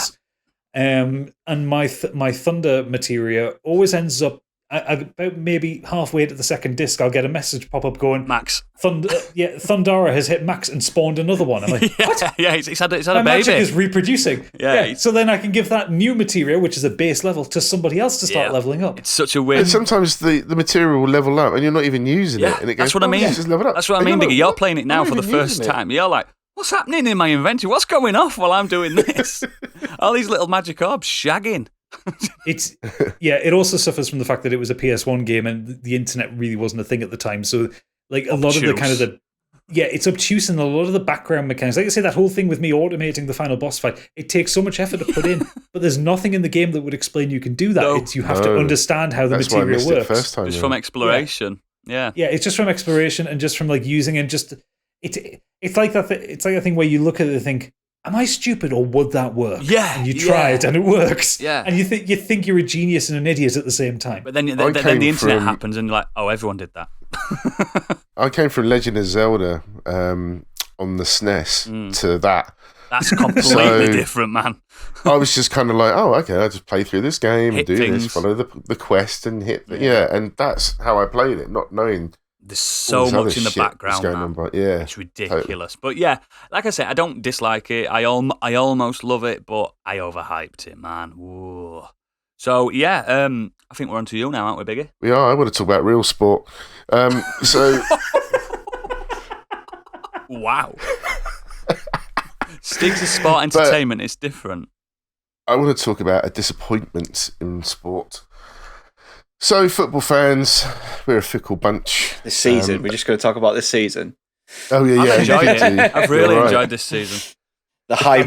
I'm just going to the pub now. As Liverpool fans, we must have hyped this season up massively. Definitely. Eggs on your face, guys. You're Mm-hmm. at loggerheads with rival teams. Families themselves are torn apart by marriages, internal for God's derbies. sake. It's a religion for most. Yeah. Yet when it comes to the national team, it can unite the country. It's a good feeling, isn't it, when everyone's on the same Media, side? fans, families, even retail all get caught up in the frenzy. Non-football as fans. the hopes of a nation fall on the shoulders of those 11 men, or 22 if you really want to get into it. But the biggest issue that I have with this was the Euros 2016. Oh. I just don't know what happened. I just don't understand it. The fact that we actually haven't won a tournament as a country since '66 kind of explains the fact that we're still holding on to that. But you look at the weird thing about this tournament itself was just the fact that we qualified so well, but in a not particularly difficult table, shall we say. For those that don't remember, England, Czech Republic, Kosovo, Bulgaria and Montenegro. Let's have another like that. We topped the table. We won 7 games out of the 8. We got 21 points. The whole country were behind us. And yet, as the tournament began, we were out by the first stage. It's shocking, isn't it? And we were beaten by a team that clacked. It was just something else. In fact, the country is about the size of Croydon in population, and yet, and I think some of the players were part-timers, if I remember. Some of them were new that year as well. Just unbelievable. So, for the actual results of that particular part of the tournament, we beat Wales 2-1. We then drew against Slovakia, and then we were knocked out of the tournament by Iceland as we lost 2-1. I just don't understand. For me, I just I have no passion for international football. Have you lost it, And- mate? Is it gone? I have. I just don't feel like we have any. We have something to prove, and we can't do it. No, We have overpaid players that generally don't seem to have that spirit. They play in their clubs. You can see them when they're in their sort of their actual. Because Premier there's League money in the clubs clubs. general. But you can sometimes see the passion on the pitch, and yet when you get those 11 again or 22 on the pitch, they cannot play together. And that particular year was when Roy Hodgson was in charge of the team, and he just looked like a defeated little Robin bird. Little The gnome, only- isn't the, he? the best thing about that is that the whole country got to see what Liverpool fans saw. Because when he got kicked out of Liverpool, Yeah. everyone's like, "Oh, the Roy Hodgson." It's like you treated him like shit. He's not that bad of a manager and everything. He got Yeah, the he England is. job. He showed how bad he is when it comes to managing people with like proper world class talents. Yeah. And everyone's like, "Oh yeah, actually, he is pretty shit. He's a mid-table manager, nothing more." And like the problem totally is, we as England fans and the media, we hype England up every single We still time. believe. We still believe every single time. The last tournament, Sorry, did the lightning seed just walk into you? Yeah, I think fucking so. brilliant. We got to the semi-finals. No one expected it. No. We got to the semi-finals. We could have got to the finals if a certain Mr. Harry Kane had squared it to Sterling. We'd have gone 2-0 up. Come on. But that's another chat. But yeah, we hype it up. The whole country hyped it up. The media hyped it up. You remember South Africa, Oh, right? The headline was easy because of the teams we had was something like Estonia, Albania, Slovakia, Yanks. No, England, Slovakia. Yanks. I like how you say Yanks. Yeah, because they didn't have anything. It was like basically they had like it spelling out easy with the teams. Yeah, in it there. did. Yeah, Yanks. yeah. We didn't. I don't even think we got out the knockout, the No. first stage of that. I think we actually went out.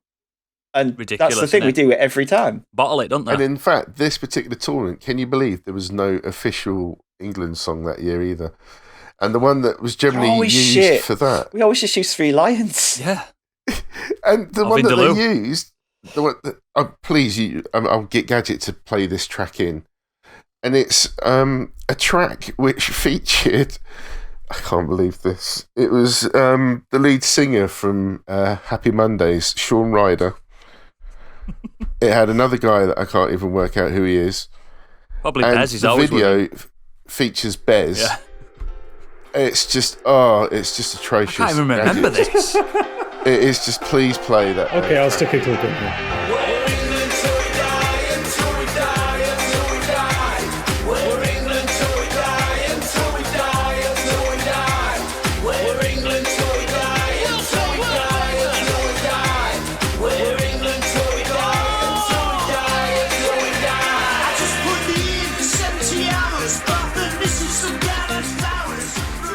It's We Are England by the Four Lions, it's called, and it's just awful. It's like a rave track. It's like a B track for the Happy Mondays. It was just, oh.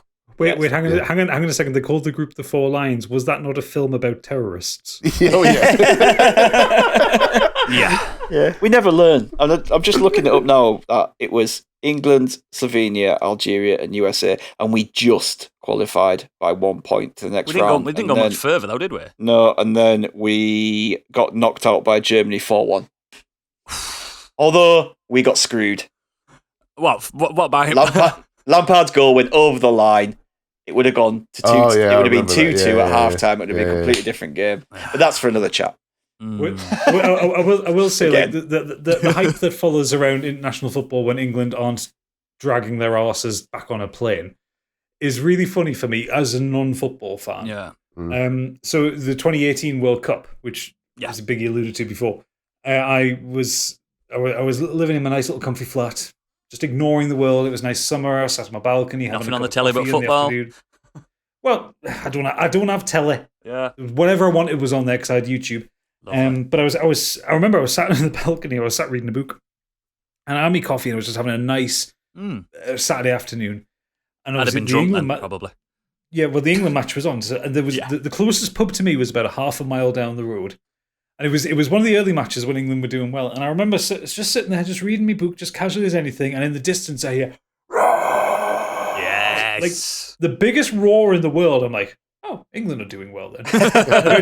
and about 2 hours later, so this must have been before the quarterfinals, but just as like England were like being shown to be doing really well. Oh yeah. When the pub kind of kicked out like later in the evening, again I'm sat on the balcony just chilling in the nice summer air, and I hear about 200 separate people go, "It's coming out, it's coming out, It's such a good feeling though when you're storming down the streets. Do you know the best thing about 2018 was that was the first year in a long time we didn't actually hype the team up. Yeah. Everyone just went, we've got good players, but we're always shit. We'll probably be out by the last 16.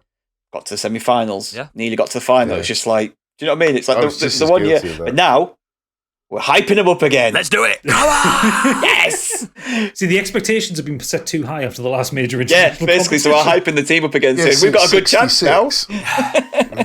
So have you done with it then, Biggie? Have you actually done with international football? Are you going to watch it? Huh? Are you going to watch it anymore? Have you done with it? Have you washed your hands with it? I don't watch any of the qualifying stuff. Wow. At all. Nah, me either.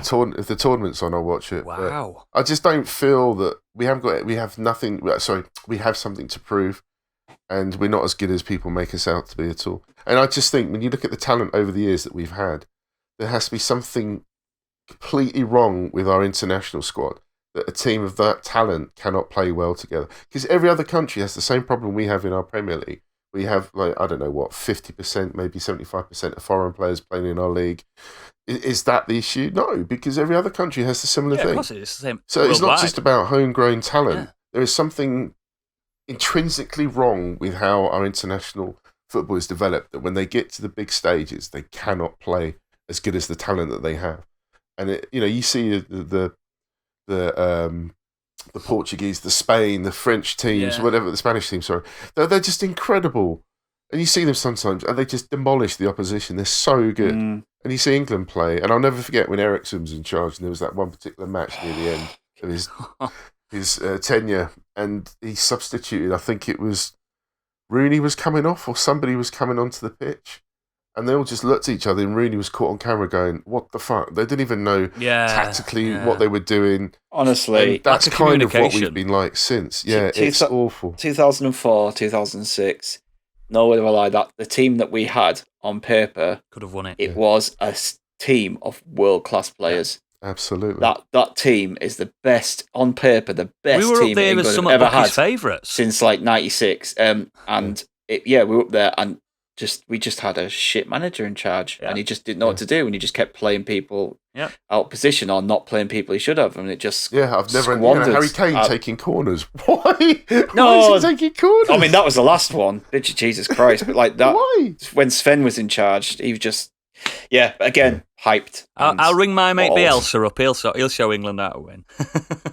I think what we need to do, Biggie, is we need to build it back up for you. We'll leave football for now. But I want you to still believe, mate, because the less people that believe, it's gonna be detrimental to us as a country, mate. Come on.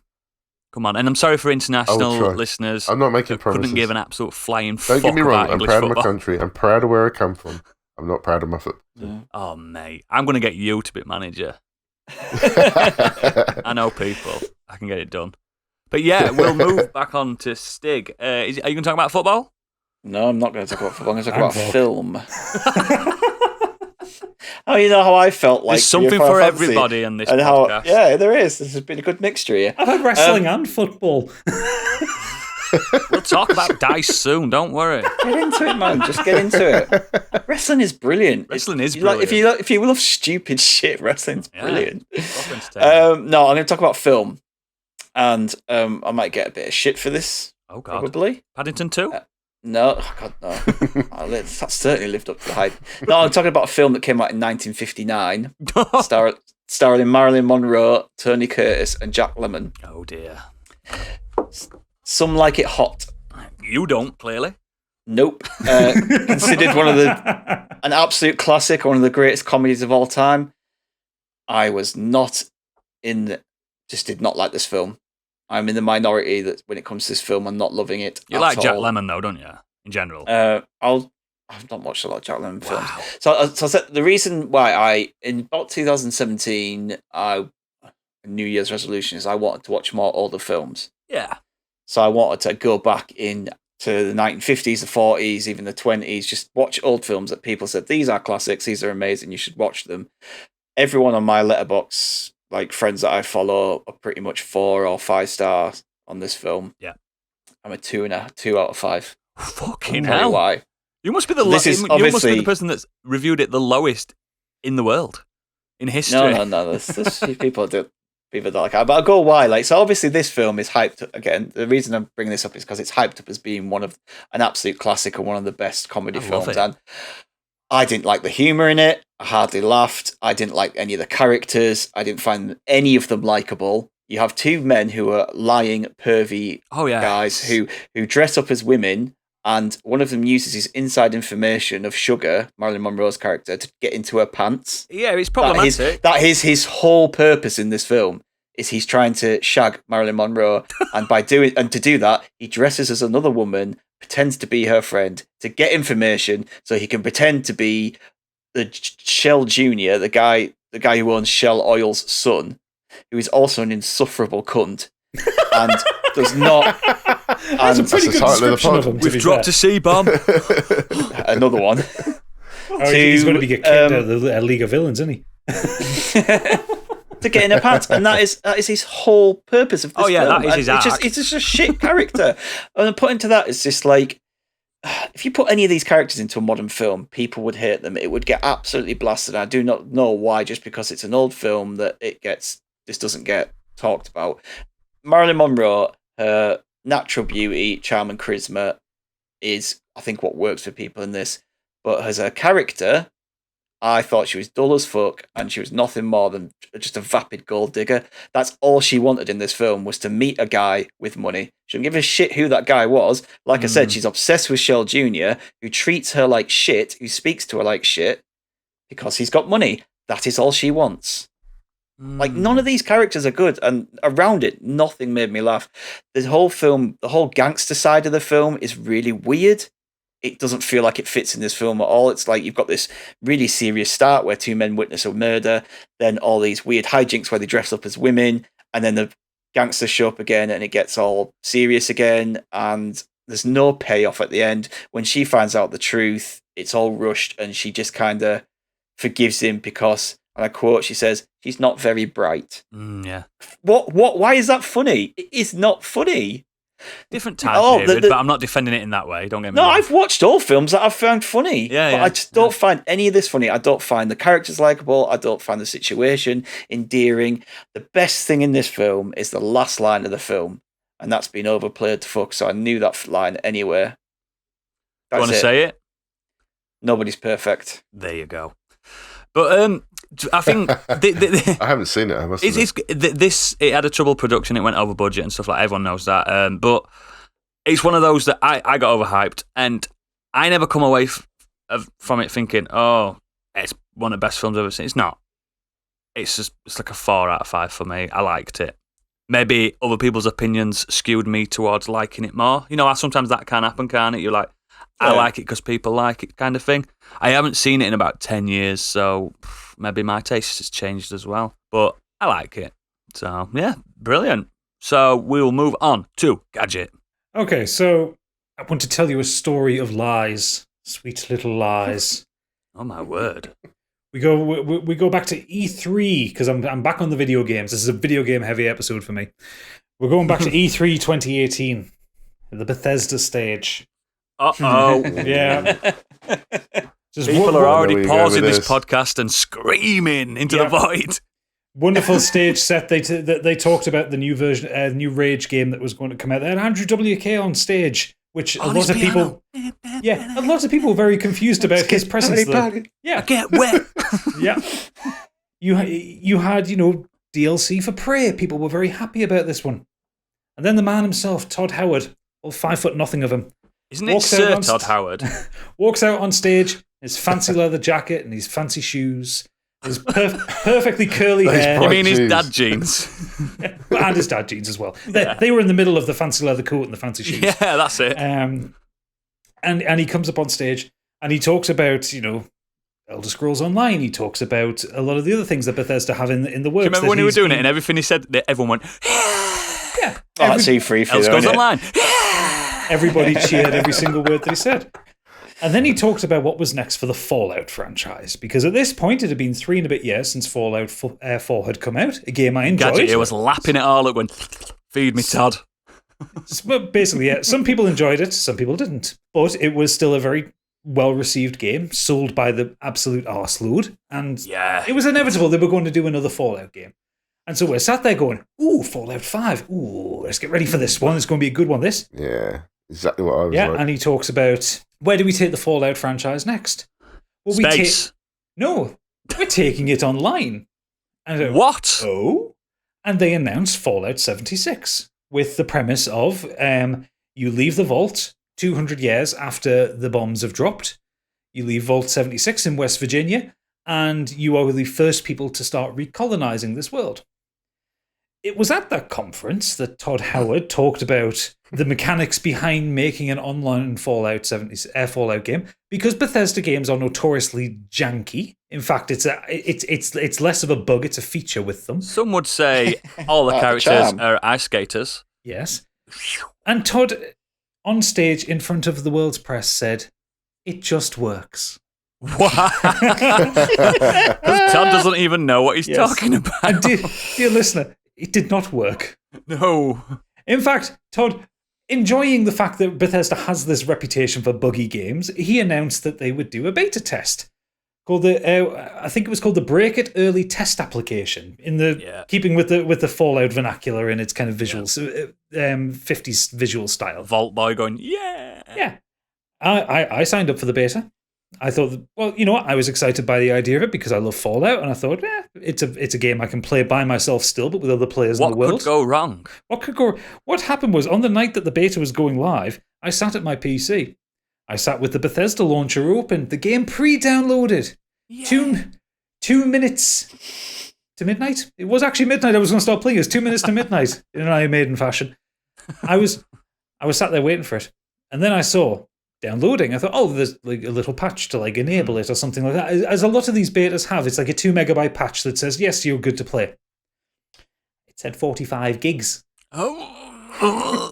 Somehow, Bethesda's own launcher was so buggy that it deleted the game and re-downloaded it. Oh, Todd. For nearly everyone. It wasn't an isolated bug. There were thousands of people. And of course, thousands of people were glomping onto the Bethesda servers to download it again, causing it to slow right the fuck down. A myriad of other things went wrong. I mean, in the beta... Shut up, Siri. It's Todd. He's trying to get to Todd's coming for listening. Gadget, we need to have a chat. I mean, in the leave beta, that in, please. I will leave that. When you do the beta testing of things, like obviously there are going to be bugs. I remember walking through this kind of area in Grafton where there's a river. I think it's in Grafton where there's a river, and the river texture not being there. Like I could see, I could stand on the riverbank and see under the world. It was that buggy, and so they said, "Okay, yeah, we know the bugs. The game comes out in 2 months." And so I was like, "Is that really enough time to fix all this?" It wasn't. No, friend, it wasn't. The game was released in an absolute state. People with like really high-powered PCs couldn't achieve a frame rate above 20 frames a second. The game characters would just fall through the world. It was impossible to matchmake on lobbies. There was that lovely bug that I saw where people spent ages on the character creation, and it just came out as the default one as soon as you clicked accept. Everyone's default. Yeah, there was progress getting deleted. But the biggest problem with the game was conceptual. Because the idea was that, like I say, it was just you were in a vault when the bombs dropped. 200 years later, your character emerges, and you have to repopulate West Virginia. Great. Problem is, with repopulating, there's no fucker there. No one there. There's just robots. But in the advertising, Todd Howard's like, "Hey, it's 16 times the size of Fallout 4's map." It is, and there's fuck all in it. It's empty. There's just nothing there. It's this beautifully rendered version of the West Virginia countryside. And don't get me wrong, when it runs, the game is gorgeous. Like there are some really wonderful things that you can see in that game. But there's nothing. There was no NPCs. There was nothing to do. The quest lines were all just given to you by fucking robots. And there weren't even quest lines. It was just go here and collect this. Go here and collect that. Hey, there's a big monster over there. Oh, it's flattened me because it's 14 levels higher than I am. And it was just the most mind-numbing, annoying thing in the world. There was so much bad feedback it broke Bethesda's ticketing service because, along with many other things, there was the collector's edition. Everyone loves the collector's edition stuff. I'm going to say, it wasn't all bad. They all got those lovely bags, didn't they? Well, no, they didn't. Didn't get their canvas bags because if you bought the £100 Power Armor edition, which gave you a nice big Brotherhood of Steel Power Armor helmet, and it comes in this wonderful canvas bag that's heavy duty to protect it, and everyone was mint.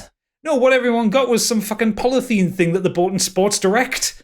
You can't have a cigarette while wearing that bag because you're going up in flames. Like a nylon tracksuit bag. Yeah, it's like made of a shell suit or something like that. Like a Mizuno tracksuit top. So Bethesda said, okay, we'll. Eventually, they got to the point where they said, okay, we will sort it out. Log a support ticket.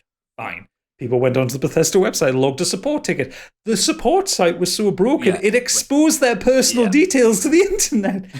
Everything that's happened. It feels like when Todd stood up on stage and says, it just works.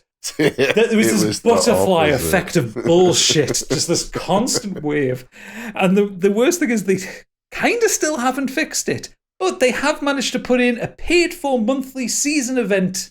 You can pay a tenner a month for some digital bullshit in this game that doesn't work still. They put in the Wastelanders content, which was like this big expansion which added NPCs to the world. I went back to play it. I thought, hey, it might be interesting now. No, because they wrote the story on the back of a cigarette packet in the pub. There's nothing to it. The characters are shite. I mean, Fallout's not known for having the most wonderful characters in the world. But at least, like... Ooh, I'm going to jump in Liam there. Neeson, I'm one of them. I fell in love with Fallout 3. I played the shit out of it. I love Fallout 3. Including all DLC. I was a bit disappointed before, but I was like you. I remember this being traded, and warning bells went off straight in my head. As soon as he said online, I thought, that is not what Fallout is about. For me, it's about a little journey you take as a player in a single-player game in this beautiful world that is janky and all that. But at least it's atmospheric. Yeah. But I thought, online, what are you doing? It's my most hated word in the world. I think the thing is, no one expected it to, but it worked for the Elder Scrolls Online. But that universe suits better being an MMO. It worked straight away, though, did it? Oh, no, it was a broken mess to start with, but it got to a point where it's functional and entertaining, and lots of people enjoy it. Nowadays. Yeah. And I think that, it probably wasn't Todd's idea. I think it might have been the ZeniMax parent company that went... We've sold this for Elder Scrolls. Can we sell it again for Fallout? And Todd Howard went, I can do it, and he fucking couldn't. So yes, Todd Howard. I know that. I know he listens to this show as well, so he's going to be sat there going, "Oh, yes, I know he listens to the show, and I know what did I do?" And I know Candy Machine, who's joining us for the D&D podcast that's coming out. She will stab me in the face for this one. She's sharpening her knives. She's sharpening her knives because she adores Todd Howard and his filthy little eyes. But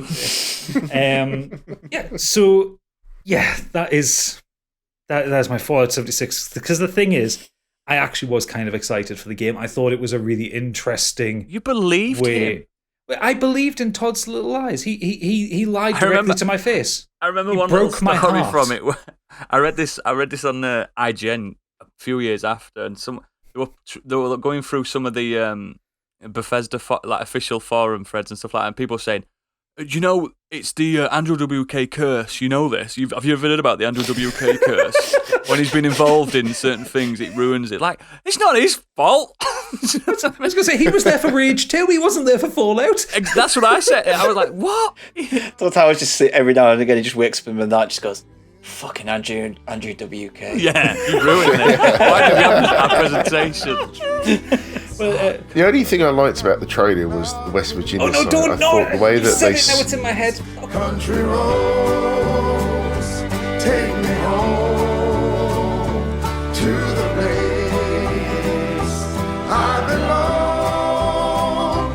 West Virginia, mountain mama, take me home.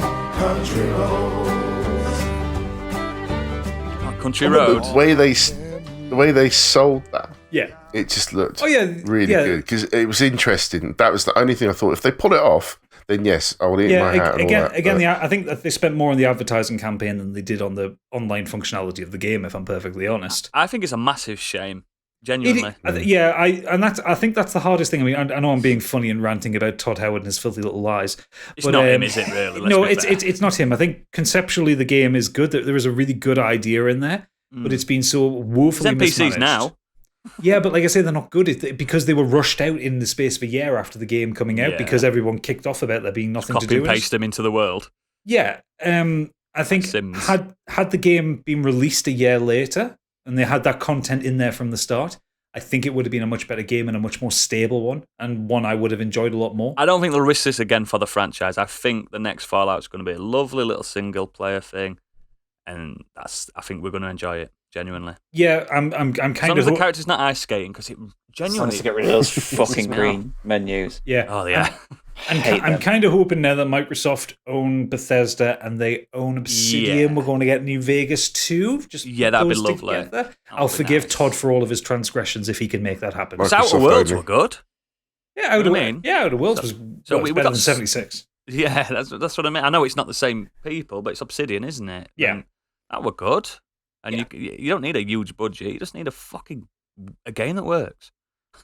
That's what it boils down to. It's really bad that in 2021 all we ask for is a game that doesn't break. I know it sounds wanky us sat here. We don't make games, but it's if you have a bad sandwich, you're allowed to complain how bad that sandwich was. You know what I mean? It's just one of those things. But we'll move on from that because Gadget is seething. He's furious. We're going to move on to mine. Hold on. Here we go, guys. Get ready. You told us to get ready for the last one and we weren't prepared. You weren't prepared. This one... I agreed with the last one. This one is the TV show Friends. Now, everyone knows my history with Friends. As I said on the I've not watched it. And I was planning... How can you comment on it then if you've not watched it? Listen. It makes no sense. No. Last time, I said I'd not watch it. This week, I have watched season 1 of Friends. Did you watch Friends in preparation for the hype discussion? Yep. So does that mean you went into it with your opinion coloured slightly because you thought the hype won't deliver? I don't know. So... And the first season is probably not the best either. They're still getting into I understand that. So, rather than... Just want to rag on Friends, didn't he? I didn't like it. Let's just say I didn't like it. So, at this point, he's my foe. I didn't dislike everything. So, rather than add my favourite episodes, because some episodes I had a bit of a belly laugh. That surprised me. I was like, you know what I mean? That's about as hysterical as I got. But yeah, rather than reviewing individual episodes, I'm reviewing individual friends, the people. Okay. They're all horrible people. I've got little notes. So the first person I'm reviewing is someone called Ross. The note I've put is dull, boring, and has a creepy relationship to his sister that's almost romantic. That's about right, yeah. That worried me. Yeah, you haven't even got to the later series with that then. There's a character called Phoebe, and I've put, is she clever or is she just daft? I can't tell. I don't think you ever find that out. I think she's smarter than she's letting on so far. I've got one, Joey. Obviously, I know who he is from the spin-off Joey. Which was your infinitely preferred programme. I've put harmless and the comedy relief. Genuinely nothing against him. I didn't dislike him. Good call. I didn't dislike him at all. Happy with that. The next one I've put, because I couldn't remember her name, I put Ross's sister. Monica. Courtney Cox. I know the actress. Has she shagged Ross before the show started and nobody mentions it? / dull. Has she shagged Ross? You can spoil it for me. No. What? No. Okay. The sister. The sister I and know, but brother. there's something there, mate. No, there Something isn't. a bit Pornhub about that, I'm telling you now. There is a moment. See? Something happened. Something happened at one point. Next one, Rachel. It was by accident. By accident. Yeah. By accident? Oh, no. Got stuck in the washing machine. That kind of accident. No? No, never mind. Stuck in a pile of coats, maybe. Yeah. The next one, Rachel. Genuinely the best character in it, for me. Starts off as just a humble person and is the only person with an arc in the Humble? first season. Humble. What are you? What show did you talking about? watch? Friends, Humble. it's called Friends. She was quite humble at the beginning. No, she wasn't. She was running away from a but she had an arc. wedding. She's so self-centered. I liked interested in Rachel, everything shut about up. herself. She literally goes to Monica, asks her to live with her. She didn't even invite Monica to a wedding, Stig, stop despite being being such a best friends. Ross. Despite being best friends with her up to like, the point they were like 20. Humble, Rachel. Yeah, Fuck me. I liked her. I liked her. I think, were you watching this when you'd had a bottle of apple It cider? was just last night you were watching this. I did watch the final 2 episodes this morning. The next one, Wow. it's Carry on. it's actually auto corrected to chandelier, Oh, and that's how it's staying. The worst character. That's the episode I've title got the there. worst character, unfunny, and tries to diffuse situations by pulling funny faces and quips. Can he be any more of a prick? I've seen Friends now, guys. He's overhyped. Don't think It's you shit. have. Bored. Crap. I won't watch Chandelier. another season. Done. That's me. So Biggie. we're done. Moving on to you. Unless anyone's got anything to add on that. I think he was going to come in and talk about. I thought he was going to do It's Always Sunny in Philadelphia. Oh, Just- I was prepared No, for I that. don't dislike that at all. So the thing is with Friends. Friends is a show that in 2021 is not a good watch. It's not. It's very un-PC. Rachel's brilliant. It's wildly offensive. Dude, Wildly offensive to a humble. lot of things. It's very fat-phobic. It's very homophobic at times. It can be incredibly wrong, I think, is the best way to put it. It puts itself on the wrong side of society in a lot of places. The thing is, your assessments of the characters from the first season are really funny because it all gets kind of upended as it goes. Like, as the seasons go on, Ross gets very interesting, then he gets incredibly annoying. Oh, really? Joey gets progressively more dickheadishness. Oh, he's so harmless in the first season. Oh, no, he stupid. is terrible by the end. Is he? Yeah. He's barely. I thought he were a side character for a long time. He's barely in it. No.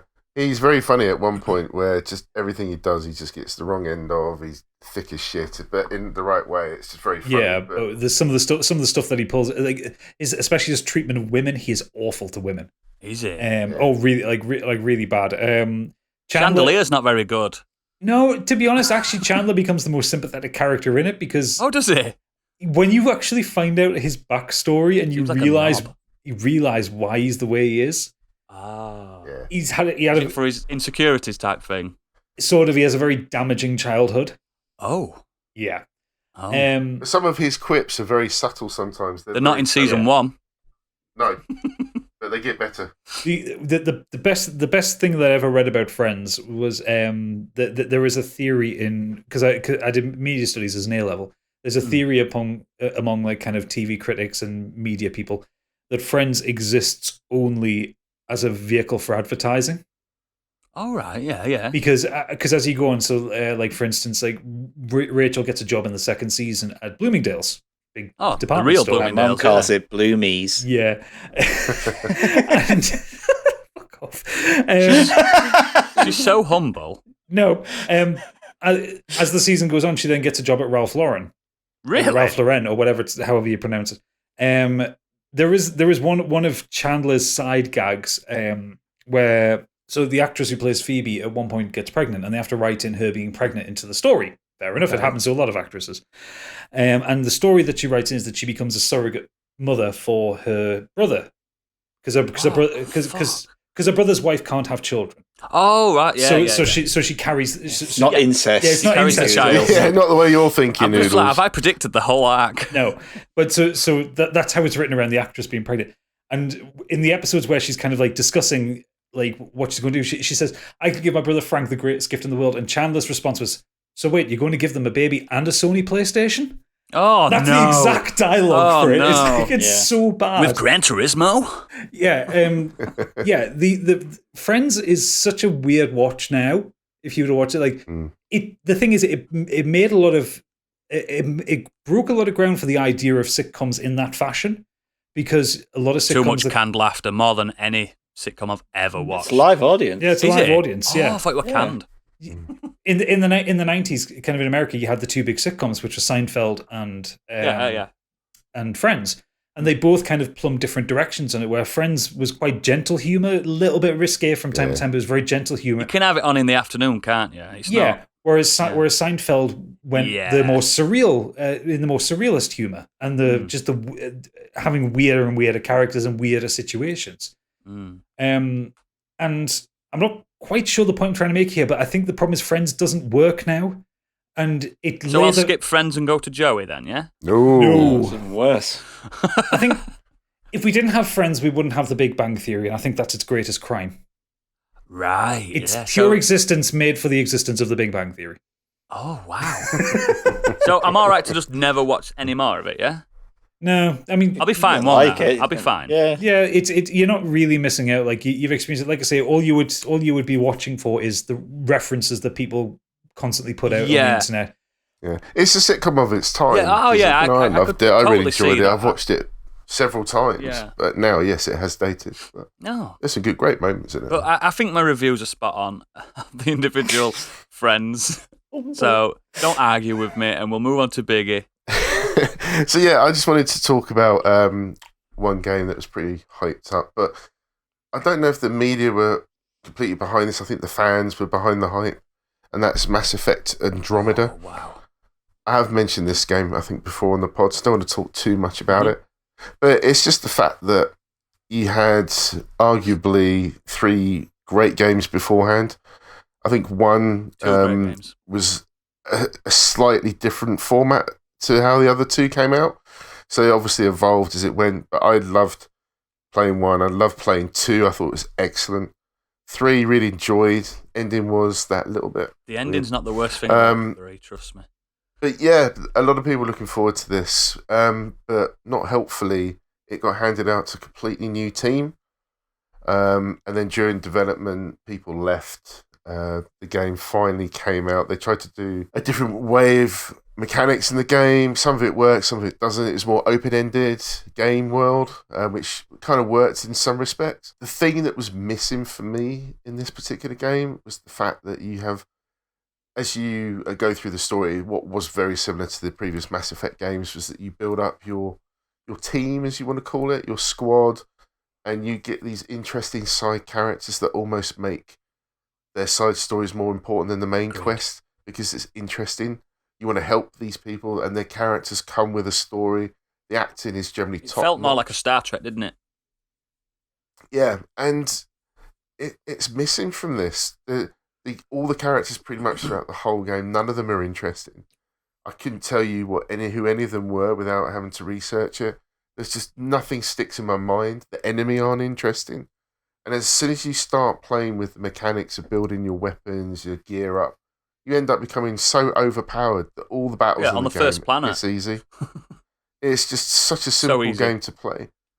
But I love it because it was a game that I played when my daughter was born. And it was one of those weird things that I played that was easy with her in the room, or I was holding her in my arm. I could play it one-handed. And it was just a go through the motions game. I wouldn't really recommend it to anybody, but it's an okay game. Mechanically, it's sound. Yeah, I mean, it's but now it's they just fixed not. it. Well, when it came out, best thing about it was the faces. It became famous for the glitches. The bugs were just something else. Yeah, I thought And my yes, main it was character was like- an alien for ages. Yeah, like Fallout 76 was the same problem. It was glitched. It was bad. And Andromeda yes, weren't they that fixed bad. it. No, but it certainly had its moments. Yeah. But no, I mean, I enjoyed it. It was okay. But I think the fact was that it had the tag, the name. Everybody was expecting so much from this. And the fact that the trilogy coming out as remastered now just goes to show you the impact of that original game. I just think this game was poor, couldn't live up to the expectations that everybody had for it. And as you say, on its own, it's an okay game. It's playable. I don't dislike it. I think it's like a solid 6 out of 10. But it couldn't reach the heights. Mass Effect Andromeda suffered because EA took the primary Mass Effect team from BioWare and they put them on Anthem, so it was all worth it. I mean, Andromeda does play like a proto Anthem with the jetpack and stuff. It does, kinda. Yeah. A lot of the buttons are the same buttons as well. And as we all know, Anthem was an absolute success, a roaring success. So we've got egg on his face now, haven't we? we're in the darkest timeline now, guys. We really are. But I really hope they do another Mass Effect. They give it some. Yeah, they will. I don't think the Sign-off, series perhaps, is who dead, knows? especially with the money they'll get from this remaster. I think it will live on, and we'll forget all about it. It's just. It's not Kingdom of the Crystal Skulls bad. It's just not good. That's it, isn't it? It's just there. It's just there. But yeah, from that, I think we've covered everyone, haven't we? Yeah. I think we've got a really bulging God, mail yes. sack. We can all just relax now and let Gadget narrate these incredible One of those moments weeks of that I'm feedback. glad we don't Swap roles. swap roles anymore. So stick around for the next hour because Gadget's got some feedback. No one told me that it was essay writing week. People love hype. People love it. Feel like I'm an English teacher right now. Let's get started. Terrestrial Extra has emailed in saying the Harry Potter hype train express that departed from platform 9 3/4 in 1997. It was everywhere, but I was far too cool at the time to read children's books. As the train rolled on, you saw people reading it everywhere on the bus, the tube. It was all over the media. Then came the movies. I was still far too cool to watch these children's movies, but the train kept rolling. Eventually, I grew up and realized that I had never actually been cool at any point in my life, and my first encounter with the franchise was Deathly Hallows Part 1. Oh, wow. It was okay, so I decided to start with film 1, because that's what you do. You watch the second to last in a series, then go to the beginning. I like to do things like that. That's fine. Yeah. You like to read the back of the book. I'm all for that. So the first Harry Potter film had a good fish out of water concept, but it wasn't particularly well executed. Film 2, god-awful. They got better from there, and I understand the appeal, but they're not great movies. I did like the wizardy battles towards the end, though. So I went back to the books, and I was bored very quickly, and I couldn't make it through book 2. I suppose they were not written for a now not cool adult, but I saw many adults frantically enthralled with them at the time. They even To made like each their adult own, but versions not for of me. the books. I suppose the point is the hype. Worldwide, and in my opinion, way overhyped. Did any of you read all the books? Did they improve as the films did? Maybe it was just Very the wrong quickly. time and place for me. I haven't Stig seen read them. or read I've read them anything to twice. do with Harry Potter. Listen to the audiobooks. Stephen Fry, films. isn't it? Yeah. He knows how to read a book. The books are miles better than the films. Books are always better than the films. I read Right, I read the first book when it came out, and as a child, I didn't enjoy it. Was And it I a big watched- book, the first one? No, I I won't. can't imagine. I can't remember it being massive. It was like 300 pages, if that. One of them was like massive, wasn't it? Like a big, Was it big Half-Blood wad of Prince or book. something? Was like you could kill a yak with Like it. the yellow The pages. fifth book. Yeah, the Order of the Phoenix is that massive and way too bloated. Yeah. Is it? Oh, fuck that. Yeah, I watched the films as an adult, and I thought, I like number They're 3 alright. best out of the films. Yeah. I don't remember Yeah, enough number of them. three's. Number 3 is the time Best- one, the time traveling one. I watched them all kind of in a reasonably kind of back-to-back fashion, so they kind of all bled into each other. Yeah. He's not wrong, but the second film is the worst film. Which one's the second one with these spiders and stuff? Chamber of Secrets. Ugh, fuck that. Okay, moving on to a short one this time. Futile Exercise said, I heard all the hype for the Blair Witch Project, so was totally underwhelmed when I finally went to watch it. Agreed. I like that. No, mate. There's nothing scary about it. It's just a woman in the camera going, I'm so scared. I'm so There's scared. two things There's that I nothing in find it. effective. Is that it came out of a time where People thought it were there real. wasn't internet like there is now, Yeah. so it's easy to trick people. Mm. And you've not Yep. seen anything like that before. And I still, it's not a great film, but I do find those found footage ones quite uneven, like unnerving because it looks real. But Yeah, look it's how not a Rec did it way better. Yeah, Yeah, I totally agree. But the best way to watch that is to get the DVD or Blu-ray, whatever, and watch the little documentary story about the lore behind Blair Witch first. Then watch the I like movie. I also the like lore sets the up mini that movie documentary so well. about how Hollywood had It's a fake to documentary. bring the actors out and say, look, they're not dead. These people are still alive. They're actors. I enjoyed that. then My watch wife fell for that. Blair Witch 2. I've never seen it. No, I don't watch Blair Witch 2. It's Oh. horrendous. No. It's not even found Is that the footage Book one. of Shadows one or something like that? It's like fans or something like of the film. Ugh. Yeah, it's horrible. No, I got my wife to watch the Blair Witch, know nothing about it, and I left it for about 45 minutes. She was a little bit disturbed. And Best I way told to her watch was it a is fake movie. in the back garden in a tent with a torch, snotty nose. I mean, it could be worse. You could be playing the game. It's not that bad. It's very bad. So, friend of the show and enemy of Oodles, Monk's Boy, has written in. He says, The Order 1886, so much potential. Hard agree. God, yeah, so much hype. That game was so hyped. And It's still gorgeous looking today, though. Oh, yeah, it's absolutely beautiful game. One of the best looking games made on the PlayStation 4. Yeah. And like early on in its cycle as well, it was nearly photorealistic in places. The problem was the game was 5 hours long, and you played 5 hours, mate. I did it in 2. It took me my playthrough. It took me 5 hours to play through it, and I played the game for about 40 of those minutes. Oh, It's yeah. so much cutscene. Was this one of the games that The launch. hyped the PS4 to begin with? Yeah, it was, wasn't it? Yeah, and like I said, it was a graphically beautiful game. It was back to that Van Helsing thing. It was like werewolves in London. Yeah, You not played as- horror, but gothic fantasy. Yeah, I'm- gothic I'm fantasy. coining it. I'm coining it. Nikola Tesla was in it, building your weapons. Yeah. He was the cue to your James Bond. It was a bit like Victorian Kingsman, wasn't it? Yeah, and it had some really cool ideas. And like the bits of game that you got to play were really good. Like there's a great boss fight against a Lycan in a line. Yeah. Absolutely brilliant sequence. Yeah. And they just fucked it because there was so much cutscene in it. And it ends on a cliffhanger. Yeah.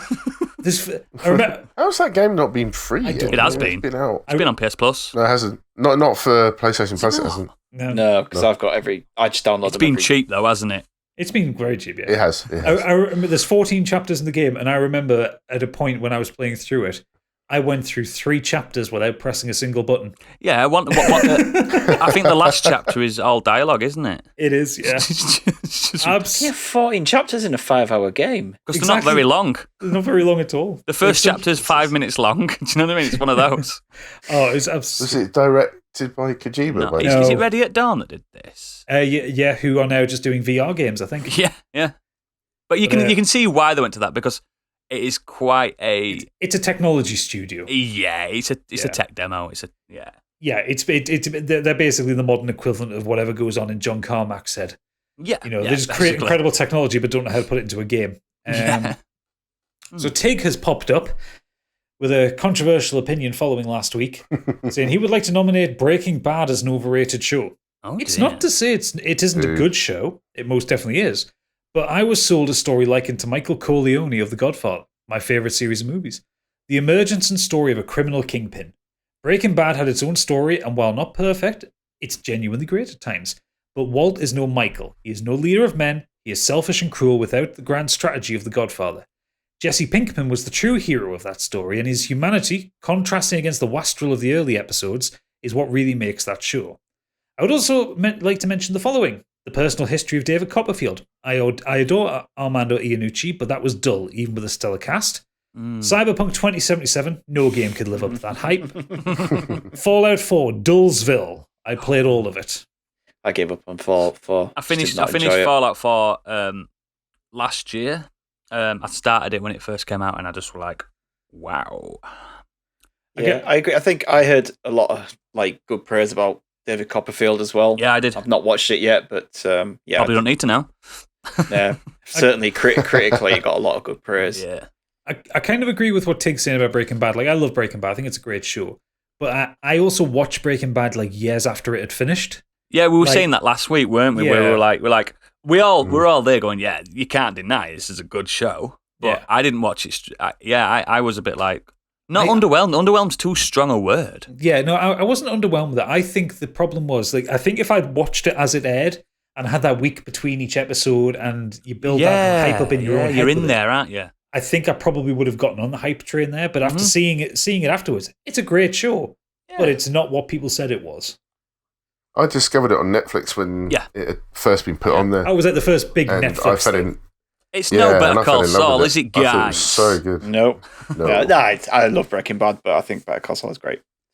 X-Ben Blaster X says this whole episode could be about Cyberpunk. I've never played it. However, Duke Nukem Forever, 15 years in the make, and what an absolute car crash that game was. It was very, very clear in the intervening 15 years between Duke Nukem 3D and Forever that Duke had aged very badly. Shake it, baby. It's a game none of us needed. Keep it in the past. Yeah, but you know what? If Randy Pitchford can put something awful out in the world, Randy Pitchford will put something awful out in the world. remember on Duke Nukem 3, give me a Jack and Coke any day. All the time, every time you put a health pack on or something. Oh, God. I don't really like Duke Nukem 3D. I prefer Doom. The thing is, if you go back and look at Duke Nukem 3D now, it's just like you can see it was obviously made by a bunch of 20-year-olds. It's like, hey, let's make the police pigs. And it's just like, he did all so juvenile. all of his quotes are from other films. It's like, I'm all out of gun, that one.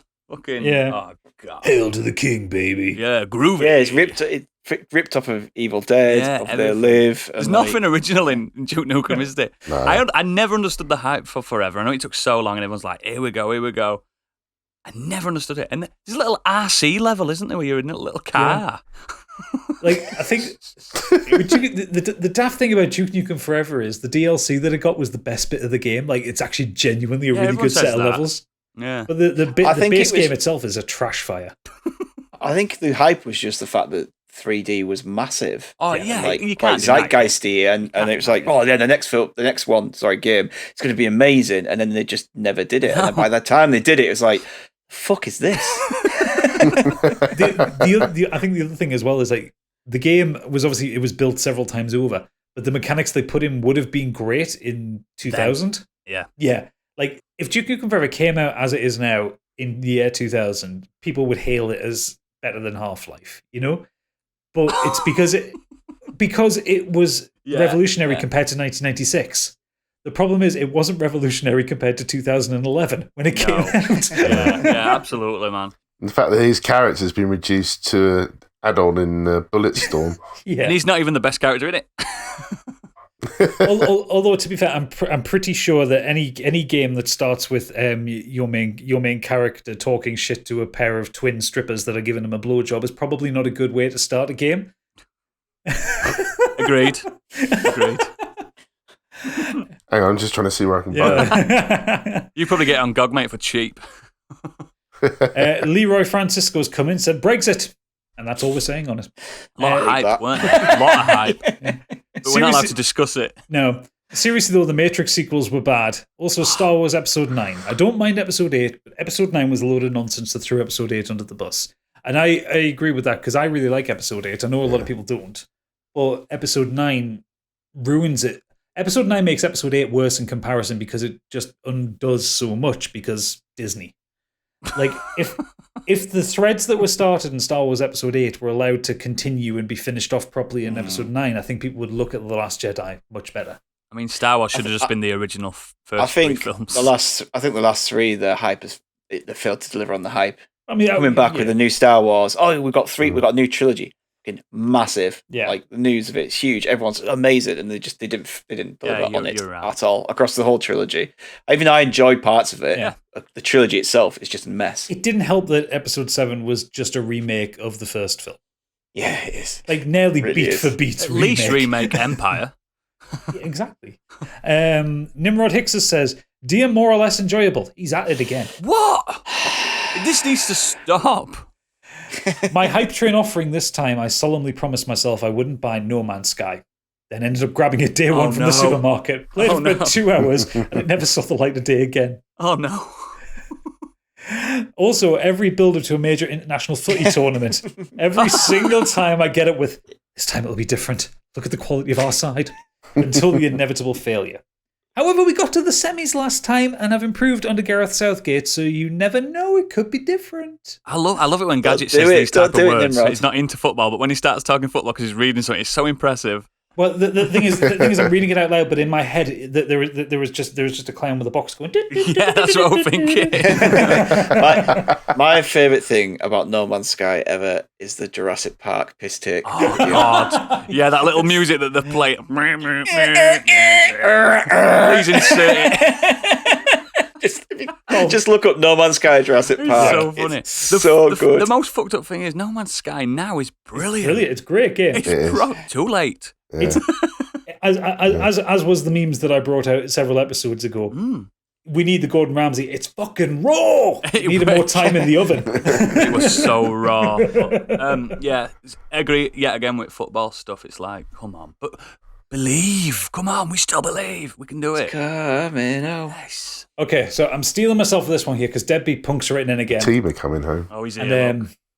yeah, Rudyard Kipling. Yep. I'm off for a walk with dog. Yeah. I'll come back when you're finished.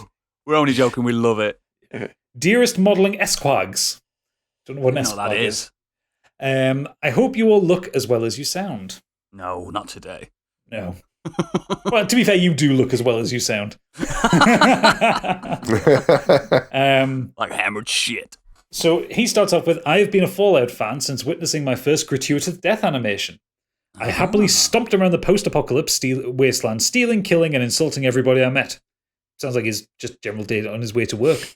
Many, many deaths later, I started to pay attention to the quests, realizing I could complete quests in different methods depending on my skills. The RPG fan in me had awoken. I completed that game endless times forever, tweaking my character's build and of course playing as various shades of arsehole. Fallout 2 followed, funnily enough, and was a revelation. The world was bigger, the quests and the characters were far richer and more well developed. This too remains a fond memory. Hours spent burning my retinas on the wasteland displayed on my monitor.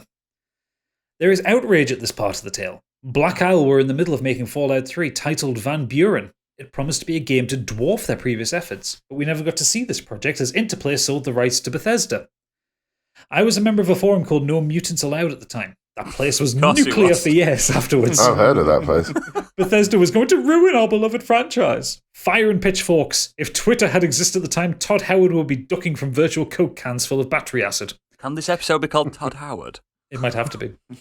Not me, though. I always loved Bethesda's games, and after playing Morrowind, I had every confidence they would do justice to the series.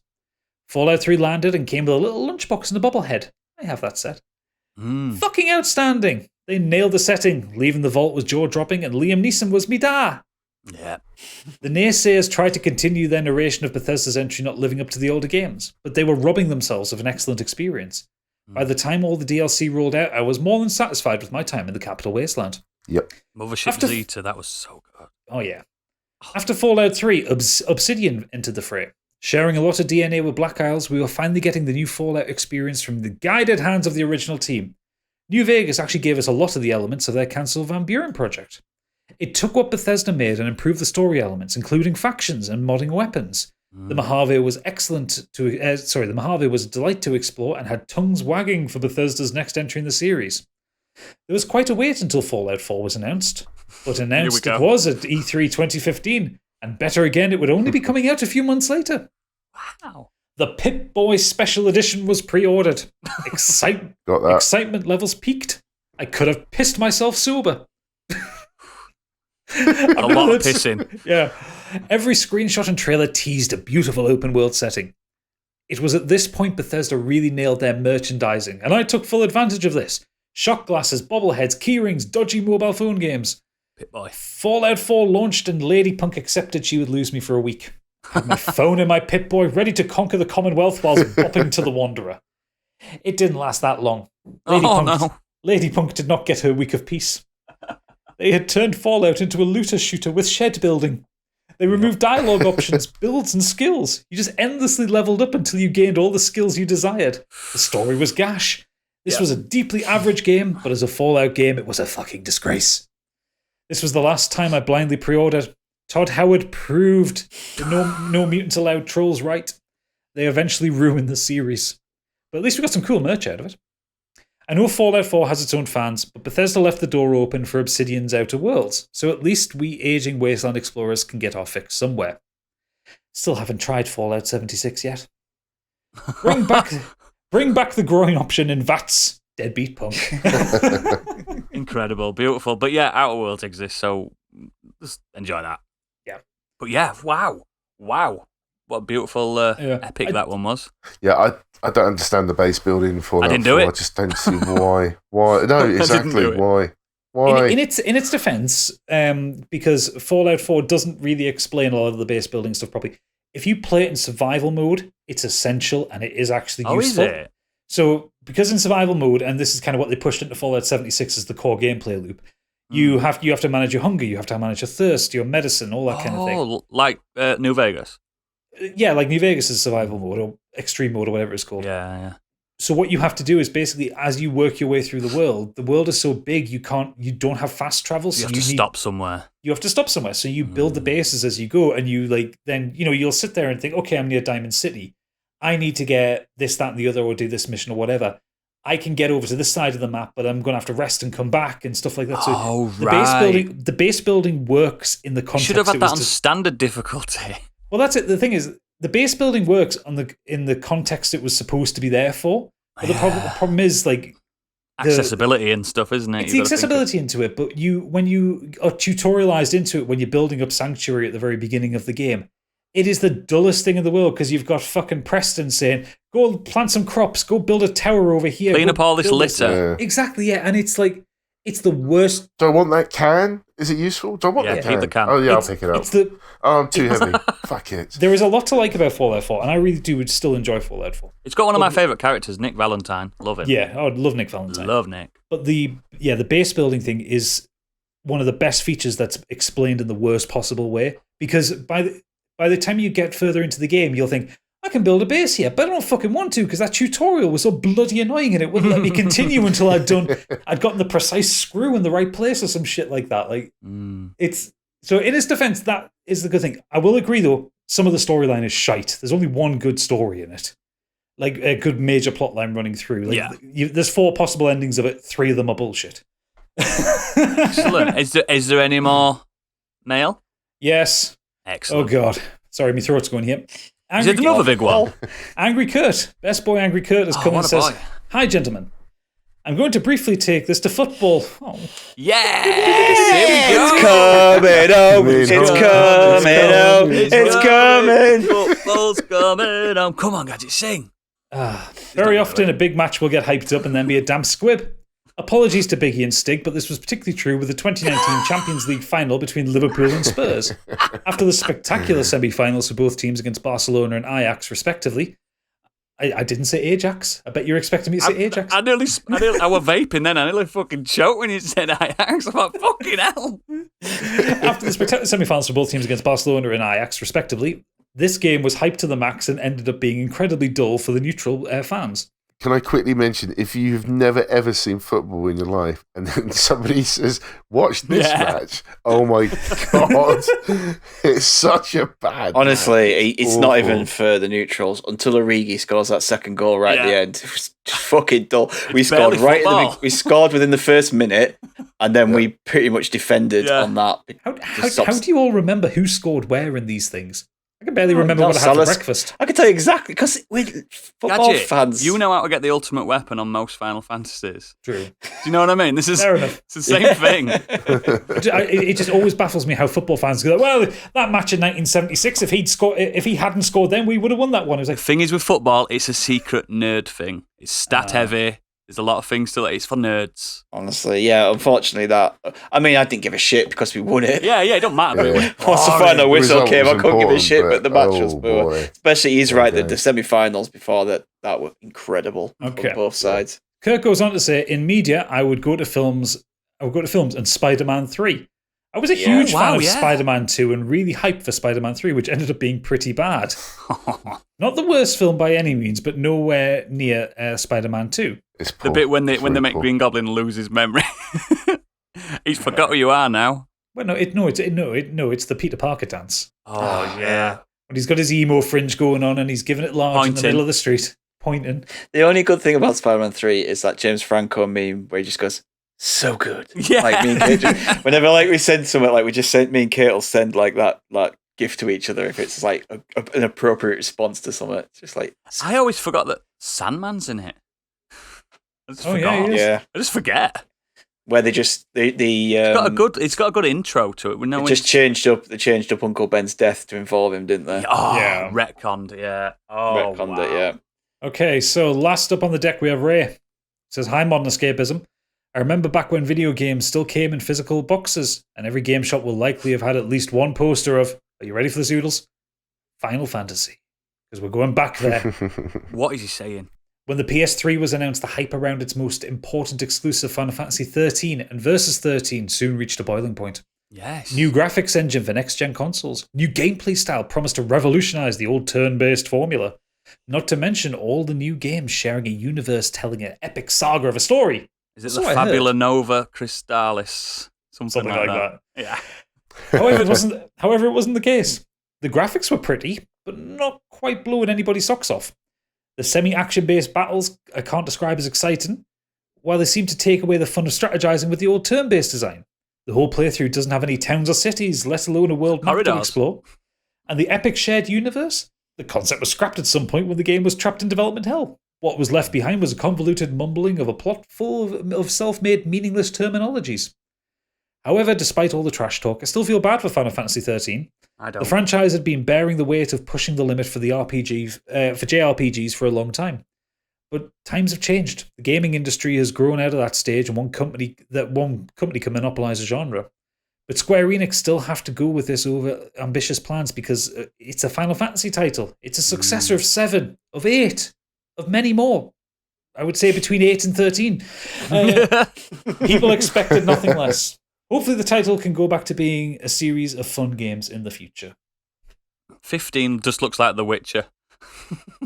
I swear somebody said to me when that game came out, they played it, they said, yeah, the game's not all that, but it really opens up after you've played 50 like hours. 40 hours of it. I'm like, what? Yeah, the first 50 hours is a tutorial going down corridors. The last 10 hours is it's open world. The worst bit is I got right up to the point where the game was supposed to open up, and I hadn't built my team. Boss. I hadn't built my team properly, and I got basically soft locked against that boss. I couldn't beat it, and because of the structure of the game, I couldn't go back and grind. Oh no, you can't go back and grind. You can't respec your team. You can't change tactics. And it wasn't that I was being bad at the fight. I was just doing it wrong. That boss has an attack that can one-shot your entire team if they've got an HP under a certain level. And he one-shots you near the end of the battle as well. Yeah.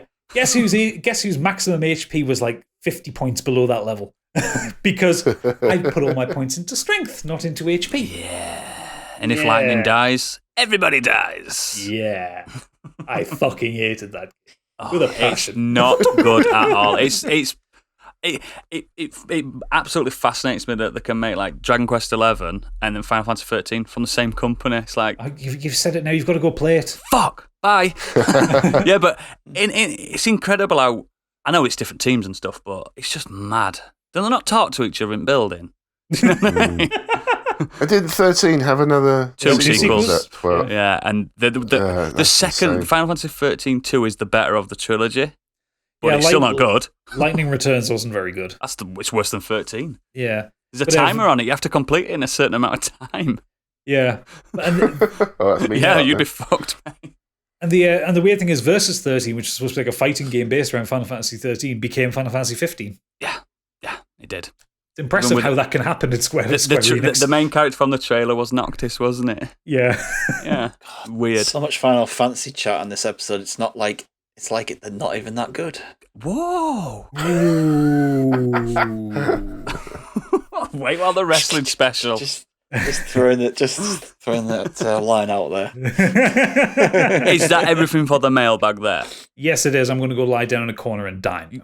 Round of applause for Gadget there. That was brilliant. Well done.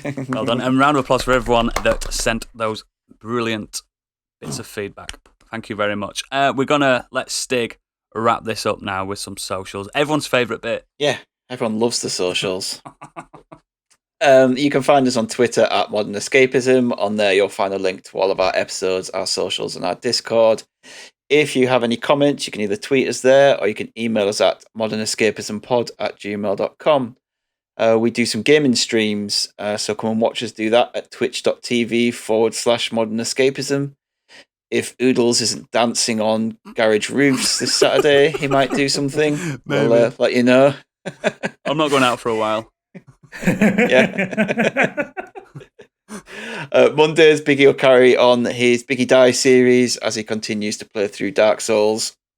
Yeah, in my defence, I was drunk on bank holiday Monday. I think we've got drinking problems on this podcast. Yeah. We need an intervention.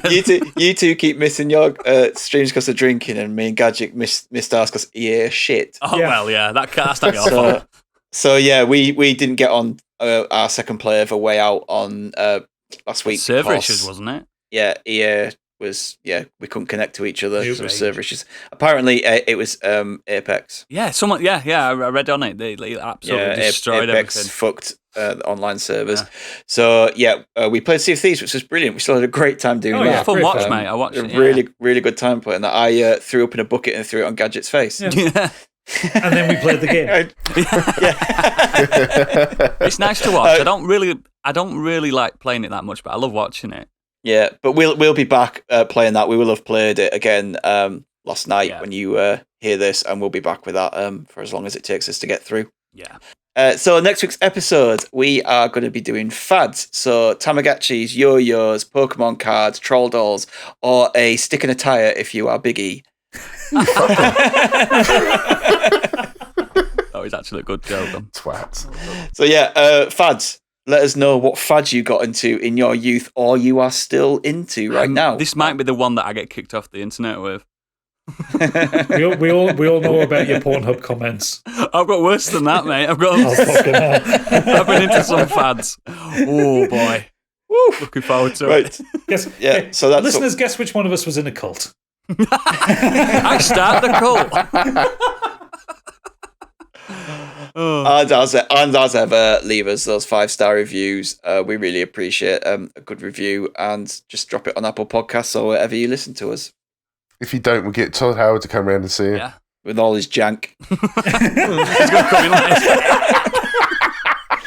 Ice skating to your house. That's not what I meant, but Todd, put your jank away. Check out my jank. Excellent. So on that, we will bid you a fond farewell, and we will see you for fads next week. It's been a pleasure, and you're lucky that I'm on the show this week, or unlucky, who knows. Good night. sorry about my language.